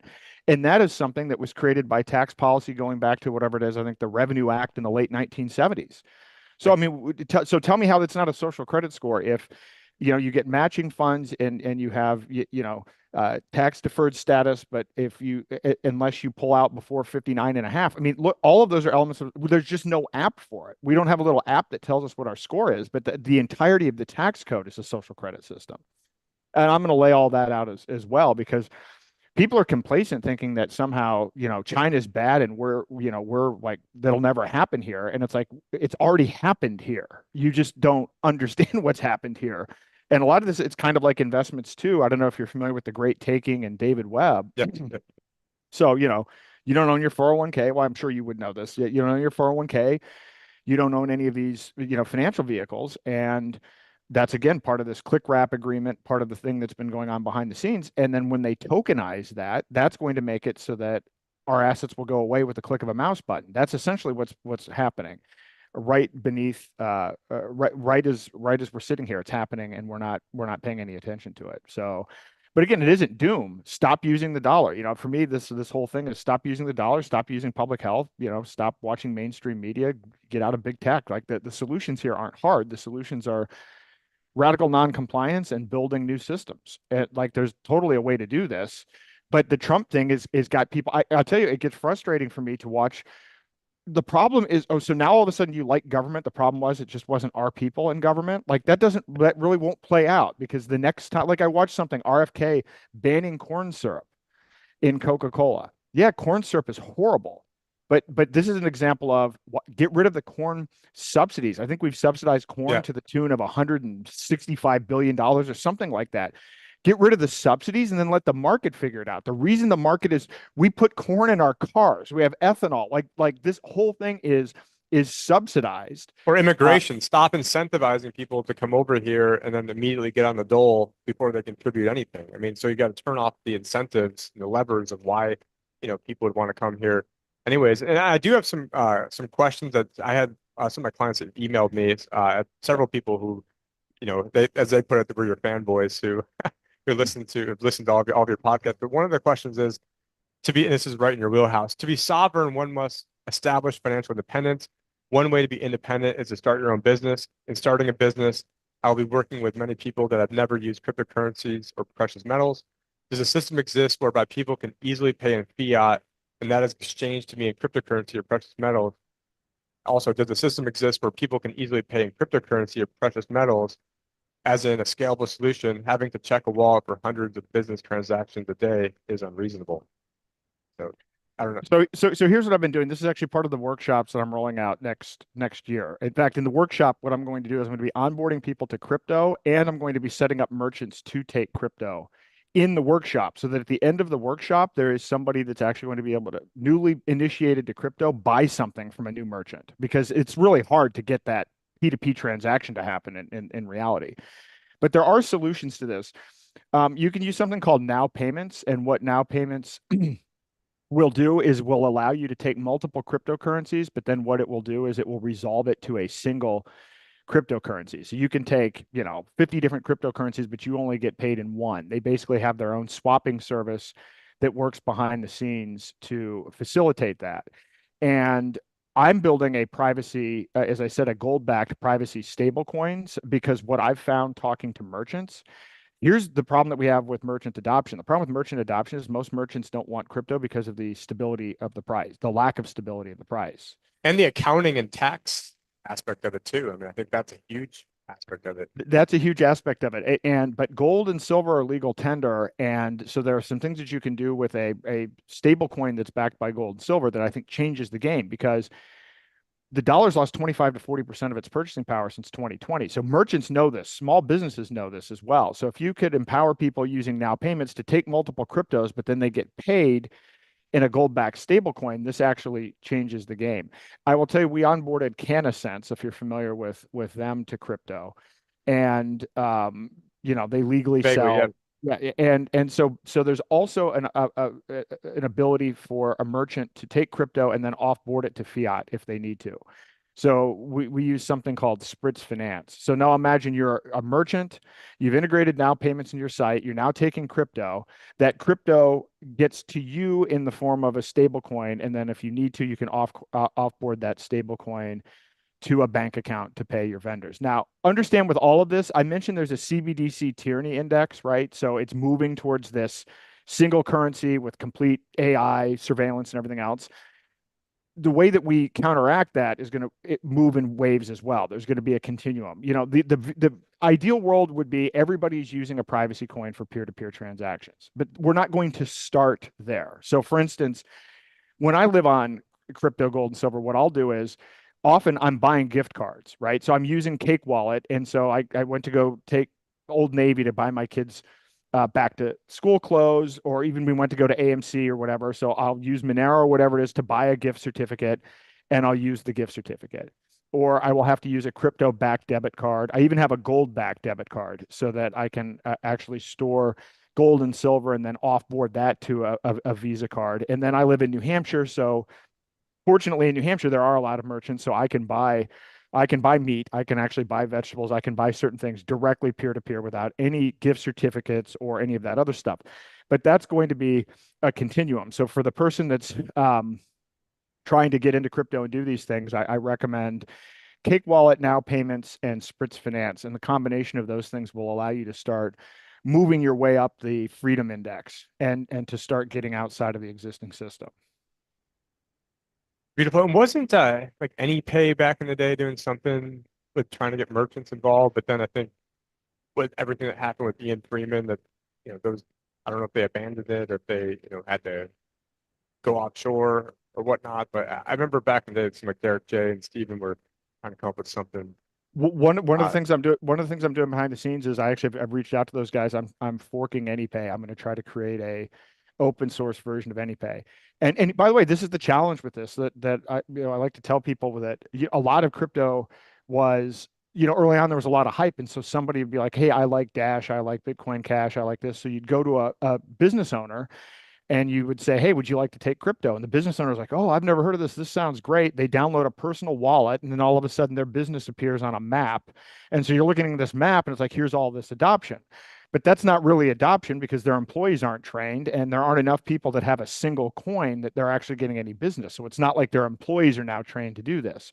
AnyPay was a multi-asset point of sale system that actually did reporting. It tied into reporting so you could have accounting reports so that you could do, because again, the taxation part of this is difficult. I loved AnyPay, and I've used AnyPay. I actually helped get Ravencoin introduced to it. And yeah, when Ian was raided, my understanding is the FBI knocked on their door and didn't have a warrant, but then the guys just left and then abandoned it. So I'm hoping as a backup plan, maybe we revitalize that, but do it in a way where it's open source, where I'm not doing it as a company. We're just making the code available on an open source basis. But that's necessary. We have to have multiple assets, including gold and silver, which is why I'm so intrigued by this gold-backed stablecoin, so that you can get the stability of gold, but you actually get all the privacy and the convenience of crypto. Beautiful.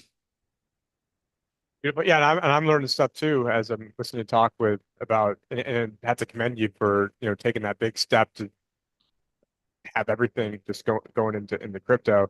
And I didn't know about Sprint Finance or Now Payments, so I think a lot of people are getting a lot of good value out of everything you're talking about. Another question we had that came through was a scarcity-based mindset is a fear-based mindset. The opposite is a plentiful, love-based mindset. One aspect of many cryptocurrencies is scarcity, as in only 21 million Bitcoin. Can scarcity and love in cryptocurrency be reconciled? Can there be a love slash plentiful cryptocurrency, or is this impossible? Is scarcity essential to belief in money, as in if something is plentiful, it cannot be money?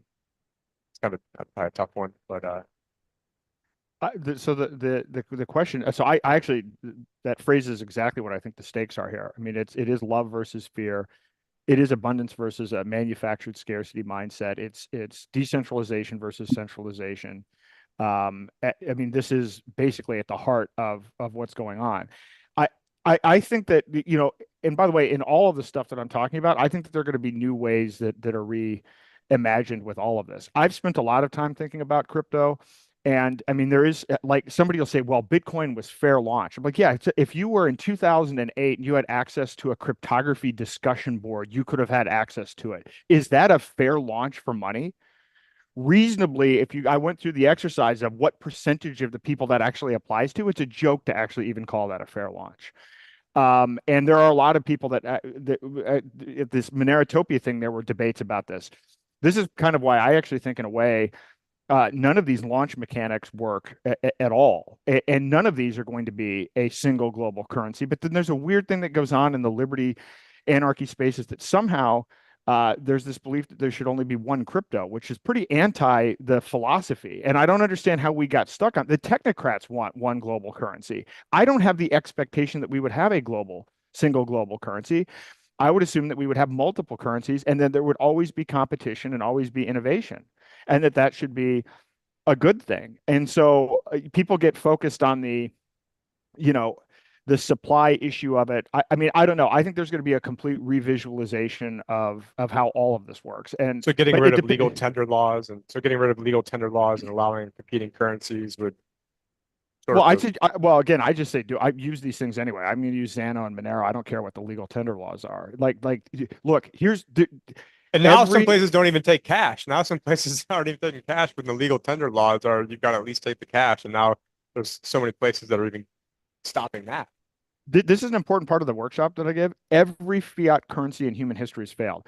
The average fiat currency only lasts 27 years. And by the way, there are people like, oh, well, we'll get back on the gold standard. I've got news for you. Every state-based currency that has been backed by gold and silver has failed. Why? Because of the state. The problem with money is the state. It doesn't matter if it's Bitcoin. It doesn't matter if it's gold or silver or just money that's printed out of thin air in a database.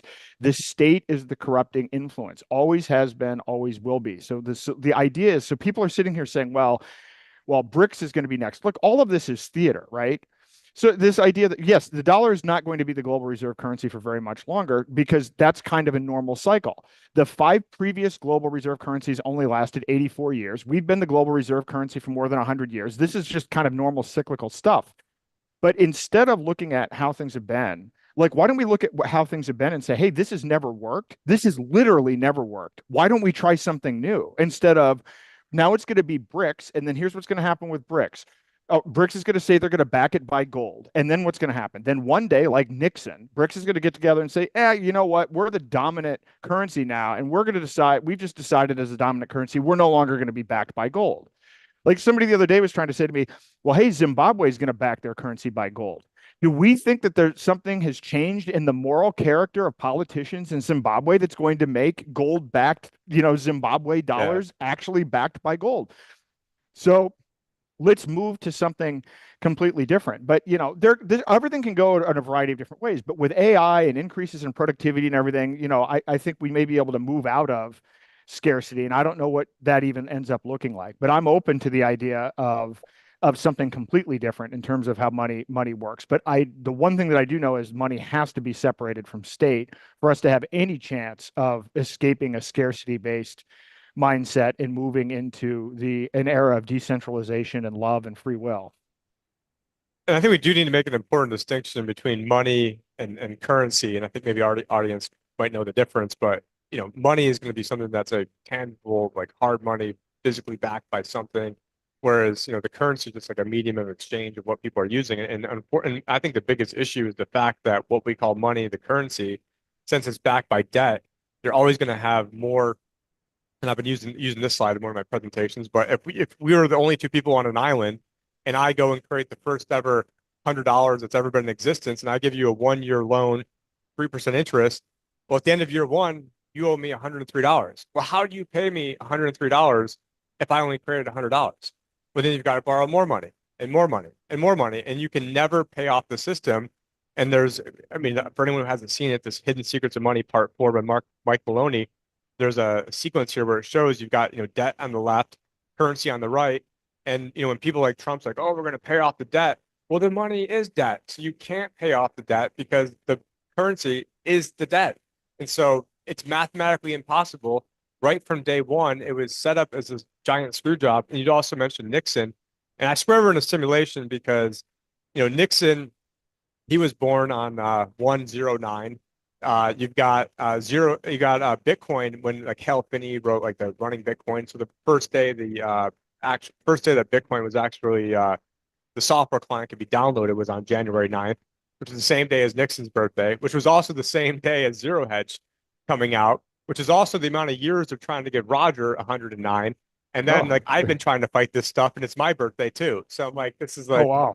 crazy. I'm like, maybe I was sent here to go and try to fight all this stuff and figure it out. But it's just, and then I'm like, that's just crazy that they've given Roger 109 years, and then Bitcoin software client was released on 109, and same with Nixon, and yeah, Zero Hedge, and actually Zero Hedge and Bitcoin were on the same day, same year. Wow. So I'm like, that's.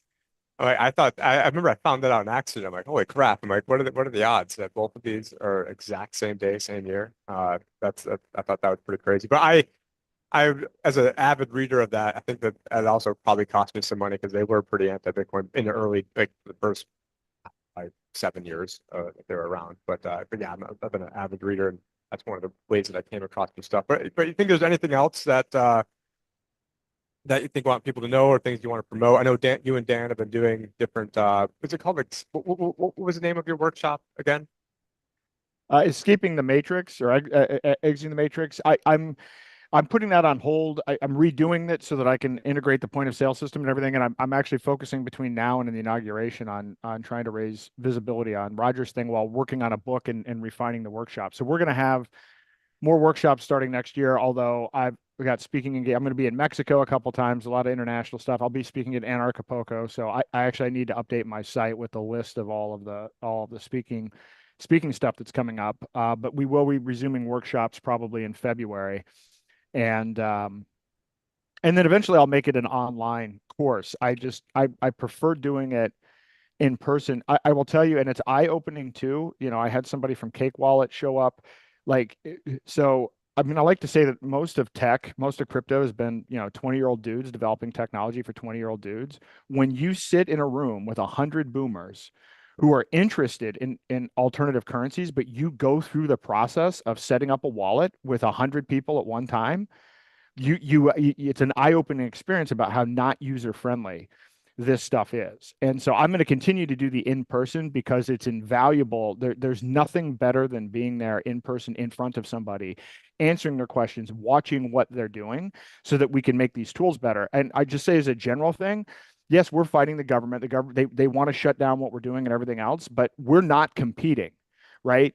Since I first used Bitcoin in 2012, Venmo, Zelle, Google Pay, Apple Pay, all of these things have been developed, and they're all easier to use than crypto. They're all easier to use than crypto wallets.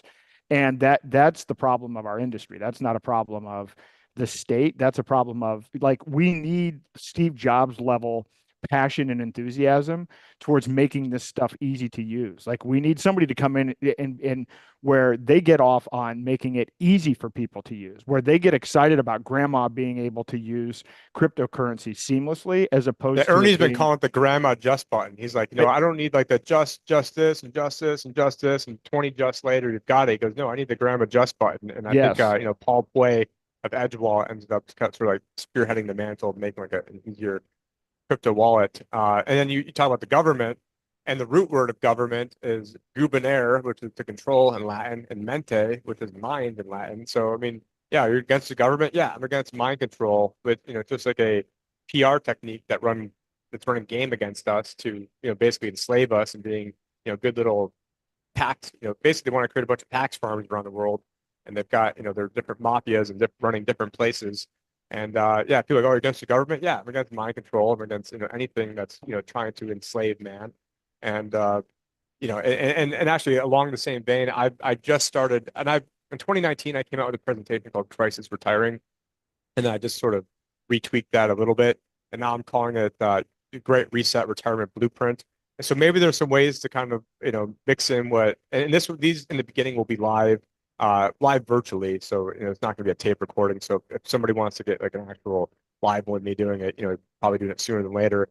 I've got another one, for Bitcoin early adopter strategies for people that might want to leave the country, or people that are looking to get, maybe their own like off-grid stay. Like, how can they do so without getting billed on taxes? And so, I don't know if maybe there's a way for us to maybe even combine forces. It's kind of some of the main things I've been presenting on as well. And when Dan told me what you were up to, I'm like, man, it sounds like or we could even compare notes because there's things I've got in my slides that you don't have, vice versa. Like I didn't know about that regulated liability network. That was something that was new to me as I was out here trying to homestead and do all that stuff. But yeah, I definitely see a lot of a lot of overlap between what we're both trying to do, and ultimately what we're trying to do is to be left alone and to not go down with the ship when because one of these things like, oh, I can be safe and I can sit there and say nothing. Like, no, they're coming after everybody. It doesn't matter if you think you're being safe or not. I mean, this is going to affect everybody. I mean, that's why you have so many people that are losing their standard of living right now with inflation because of the exact policies that we're trying to stop. And it's just insanity of what's going on. But at the core root level of it, it's cutting out the fact that we have a debt-based monetary system. Just like, the pharma system wants to, sell you a bunch of drugs, then mask a bunch of symptoms, but they never go after the heart of it. And then now you've got Maha, eating McDonald's on from Force One. So that's just Well, yeah. I'd love to collaborate with you. And in fact, you channeled Mark Passio there for a minute. And like I feel like there's probably I mean, I've been just doing this one workshop, but there's more components to this. And even when we talk about Sterling, I don't know what it is yet, but like I feel like there is a bigger, more expansive program because it is yeah, there's financial planning, there's exiting the dollar, but then there are other components to this as well. Like I really want to start thinking outside of just here's an alternative to CBDCs. And again, I don't know what that looks like yet, but I'd love to talk to you about it and see what we can come up with. Because and one thing I'm thinking about doing, if you're interested in this as well, I have an opportunity to sponsor one of the big tents at PorcFest. So you may remember like the Yep. Brownstone tent or whatever. And I'm thinking about sponsoring one, but getting a bunch of people to go in on it and making the focus of it like some combination of whatever privacy, sound money, like it's but a hands-on kind of active thing where we run stuff. And by the way, my vision for this is that we'll also sponsor and have as part of this that Ross and Ian and Roger and Julian Assange and Edward Snowden will be at this event as free men. And I'm not even kidding about this. This is what I want to see at PorcFest, and I'm kind of working towards that. But I also think we could do like we have a whole week and we could have our own tent kind of set up like Brownstone where we could run workshops, which we could also record and make available outside of PorcFest. But I think if a group of us get together and start looking at the different aspects of how we start building alternatives to this existing tyranny system, I think that'll give us a great next step because I think it's needed. I think we've got to go one step beyond trying to figure out how to survive within the existing system. We need to start creating our new systems. Yeah, that's the whole many hands make light work. So I mean, I was glad that you were out there because I'm like, okay, great. When I was kind of laying low for a year and a half, 2 years, I was glad that you were out there doing all this stuff because I felt like good. I mean, there's enough people out here talking about this now, but ultimately, I feel like you know that not enough people are kind of hardcore enough to get to the real root issue. It's like, oh, Trump won and he likes crypto, so yay, the day is saved. He's going to pay off the debt and he's going to use Bitcoin to pay off the debt. I'm like, well, you can't pay off the debt if the money is debt. So I mean, Yeah. it just there's nothing more one-on-one. And then what happened last time? Last time he said 8 years we're going to pay off the debt and came to printing more money than Obama. Like, oh well, and he did more in 4 years than Obama did in eight. And people are like, oh well, he had the whole pandemic. I'm like, well, yeah, he got psyoped into that, so that doesn't make it any any better either for me. So yeah, I definitely see ways that we can help collaborate. Just for people listening, this is only the second time we only met briefly at PorcFest, like real briefly for a few minutes, and it's our first time person ever talking. And yeah, so Dan knew that we would hit it off and that we would kind of in that same. And actually, coincidentally enough, to bring up Passio, Dan and I were texting today, and he said that he was going to try to hook me up with Passio today this morning. So it's kind of funny that you just bring that up and behind the scenes we were looking into that because I think you guys did something about the year 2045, and I've got a bunch of research on different things, even non-financial, from like a ancient civilization standpoint of what is going on in 2045, 2046, and then you see like all these globalists planning a bunch of things for that. So I didn't see that. I saw like a little bit of your like a Twitter space or it was on X. Uh, I caught a tiny bit of that, but I remember I think it was you. Was it you? Or maybe no, maybe maybe sorry, it might have been Michael Rectenwald No, and it was Passio. it was Was all you? three of us. So Okay. so basically I hosted a thing and it was like let's take an esoteric and exoteric look at Agenda 2030 and Agenda 2045. It's great. I love doing it because it's looking at it from completely different perspectives. And then I've started to dig into Passio stuff. He actually sends he has this ARC hard drive. So I have a 2 terabyte drive with all of his information on it and videos and books and everything else. And I've been kind of going through that. And again, I don't know how all this is going to work yet, but I feel like there's a group of people that are coming together that are very much understanding that this is a kind of this is a spiritual thing that we're fighting here at some level, and that we've got to put together the right components of it. And I don't know what the solution is, but I do think a bunch of us getting together, I think we can figure it out. And it's not politics. It's not voting. We're not going to do it through the Libertarian Party. We're not going to Yeah, do it. vote harder in rigged elections. Yeah. Yeah, we're not going to do it that way. But I feel like if we can get some of our best people out of prison, if we can get Roger out, Ross out, Ian out, and then we all kind of put our heads together, we can start building these alternatives. And as you said, not from a place of fear. I'm actually not pessimistic about the future. I mean, I think that we're in a decaying system anyway. I think once you let that go, and then you free up energy to work on new solutions. And this is the problem that we have with liberty in general. People have been, slight tangent, but people have been trained through public education to only use their left brain, and have been trained not to look at the bigger picture. I like to call it And government education. Yeah. yeah, government education. And so the problem with this is, so liberty, I can't predict the future. Is 8 billion people acting voluntarily? How could you possibly predict the future? It's unlimited in terms of its potential, but people aren't able to process abstract thoughts. They've been only taught to think in concretes, which is why the technocrats can put up visuals of a 15-minute city. Well, what do we have? Well, what we have is literally infinite possibility, but infinite possibility is much more difficult to present to people that are expecting to hear things in terms of concretes. That's our challenge.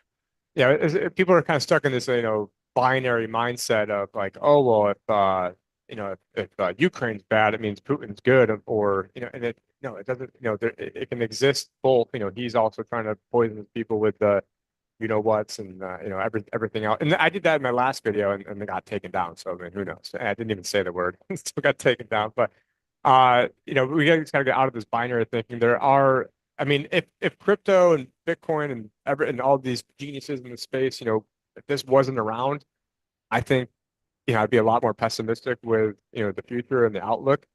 And, and so I am optimistic that, especially talking about a lot of this type of stuff. I mean, talking about this stuff 10 years ago, everyone, even 5 years ago, everyone's rolling their eyes. I mean, but CBDCs, yeah, talking about 2 years ago, even talking about now, maybe with most people, they're rolling their eyes. They don't care. Yeah, yeah, yeah. That's, maybe down the road, what do I care? But now there's so many people woken up to sort of jump the shark with everything that happened in 2020 that, we do have this resurgence. It's just we can't settle for, the lesser of the two evils. We need to settle for the solution, and that solution ultimately means getting rid of the debt-based money. So I mean, that's been like the main thing I've been sort of championing, which is why I probably shadow banned everywhere. You can't mess with their money. That's the main. Yep. That's the main crime. You It's can't. Yep. It's a dead concept, but there's one other thing that I like to say to people, and I'm trying to get people to kind of focus on this, because I mean, my background is as a serial entrepreneur. So the fact that I'm doing this stuff right now is not my normal thing. But when you look at how technology is adopted, it follows a very traditional adoption curve. You have innovators, which are the first 2.5%. Then you have early adopters, which are 13.5%, then early majority, late majority, but it follows a sequence. And so often, I think in the liberty movement I've seen, and in other movements in general, there's this assumption that if it doesn't immediately go mainstream, it's failed. And that's an improper understanding of how ideas or technologies actually work. So what we need to do is we need to get together as a group and then figure out how to focus on those innovators. We need to not be worried about mainstream. So what I'm saying is, let's get together like, for instance, the merchant categories that have already been affected by choke point, right? There are already people that have been debanked. There are already small businesses that were disadvantaged because of COVID and everything else. We don't have to even go out and evangelize. We just need to organize the people who have already been negatively impacted, work with them, and then make the tools and the solutions as good or better than what they're building with CBDCs. If we do that strategy and we adopt that strategy and we remain focused, we can actually be successful. And I have this quote from Dr. Charles Tart, which I think exemplifies this. When an audience is presented with a theory that is one level above their understanding, they find it inspiring. When the information is 2 levels above their comprehension, they fall asleep. At 3 levels, they become angry. And when the data reaches 4 levels above the audience level of the audience, they want to kill the presenter. And I think that's accurate. And so if we know that, then let's focus on those people that are one level removed that would find it inspiring and not be as like the last thing I want to do is I don't want to be on the mainstream. If I were on some mainstream news program, people I can't imagine how much hate it would get and it would not be productive. It's not going to change people's minds. It's going to create consternation and all kinds of issues. Let's focus on the fact that we are ahead of the curve here, and let's acknowledge that, and then let's work together and make the stuff so that it's easy for everybody to use. And I think we can do that. But I had a family member a couple years ago, and they were really mad when I was exposing a bunch of stuff going on with the pandemic. And they're like, you know what? I hope you know this. That you're not even mainstream. I'm like, are you trying to give me a compliment or insult me right now? So like, I don't know what was that? What was that hierarchy of what was that called again? I've heard you say that before, and I think it's brilliant. It's an adoption curve, and there's a book called Crossing the Chasm by I believe his name is Jeffrey Moore. I read this book like 30 years ago, and then I was at G. Edward Griffin's Red Pill Expo, and then he's written something called The Chasm, and I realized he's actually using kind of the same concepts, and he gave a talk about essentially the same idea that even the U.S. itself in the revolution it was originally like 0.5% that actually mobilized 1%, and then that got 3%, and then that got 15%, and that was all that it took to win the Revolutionary War. It wasn't 50% plus one at a ballot Yeah, box. It was everyone thinks it's 50% plus one. It's never been the case. I mean, even all the tyranny that's going on us right now, or all the LGBTQ plus, whatever, it's just like a tiny amount of people out there that have been pushing a lot of this tyranny on us. And now Yep. we need to basically use that as like a judo move to then, take that energy and put it back to them.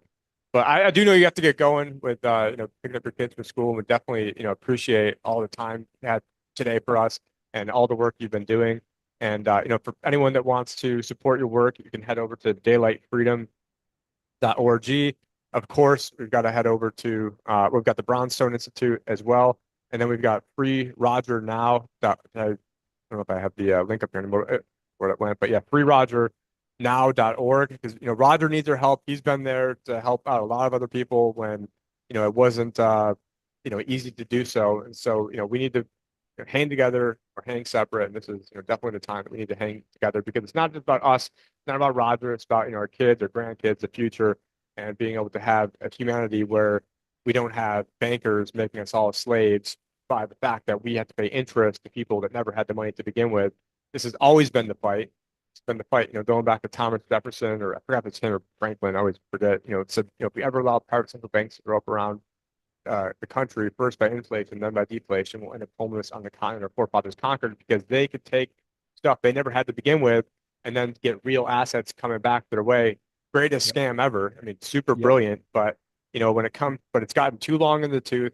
They've they've let it get way out of hand, and this is going down one way or another. And so that's why World War III is trying to get kicked off. That's why a lot of the BS is trying to get going right now, is because they can't blame it on the fact that this was always going to happen. So, if there's anything else you want to close with, we do appreciate you coming on here. And, I'm sure we'll have to make another collaboration again in the future and figure out ways we can, share notes and how to, work together to, help ultimately free people and free minds and, I guess free currencies. Yeah, absolutely. I'd love to work together, and I would just say freerogernow.org. That should be if you're going to do one thing, do that. That to me is the most important thing right now. So I'd leave it with that. That's freerogernow.org. Thank you very much. It's Aaron Day, and I'm Tim Picciott, and I appreciate everyone. Appreciate you sharing it out on X. My original X account was deleted, so now we've got a new one trying to build up. But thank you so much for everything. And I haven't gone live in a while, so I'm trying to figure out how to properly shut this off. But anyways, thank you everyone who's tuning in, and thank you Aaron so much Thank you. and thank you Dan O'Neill too for setting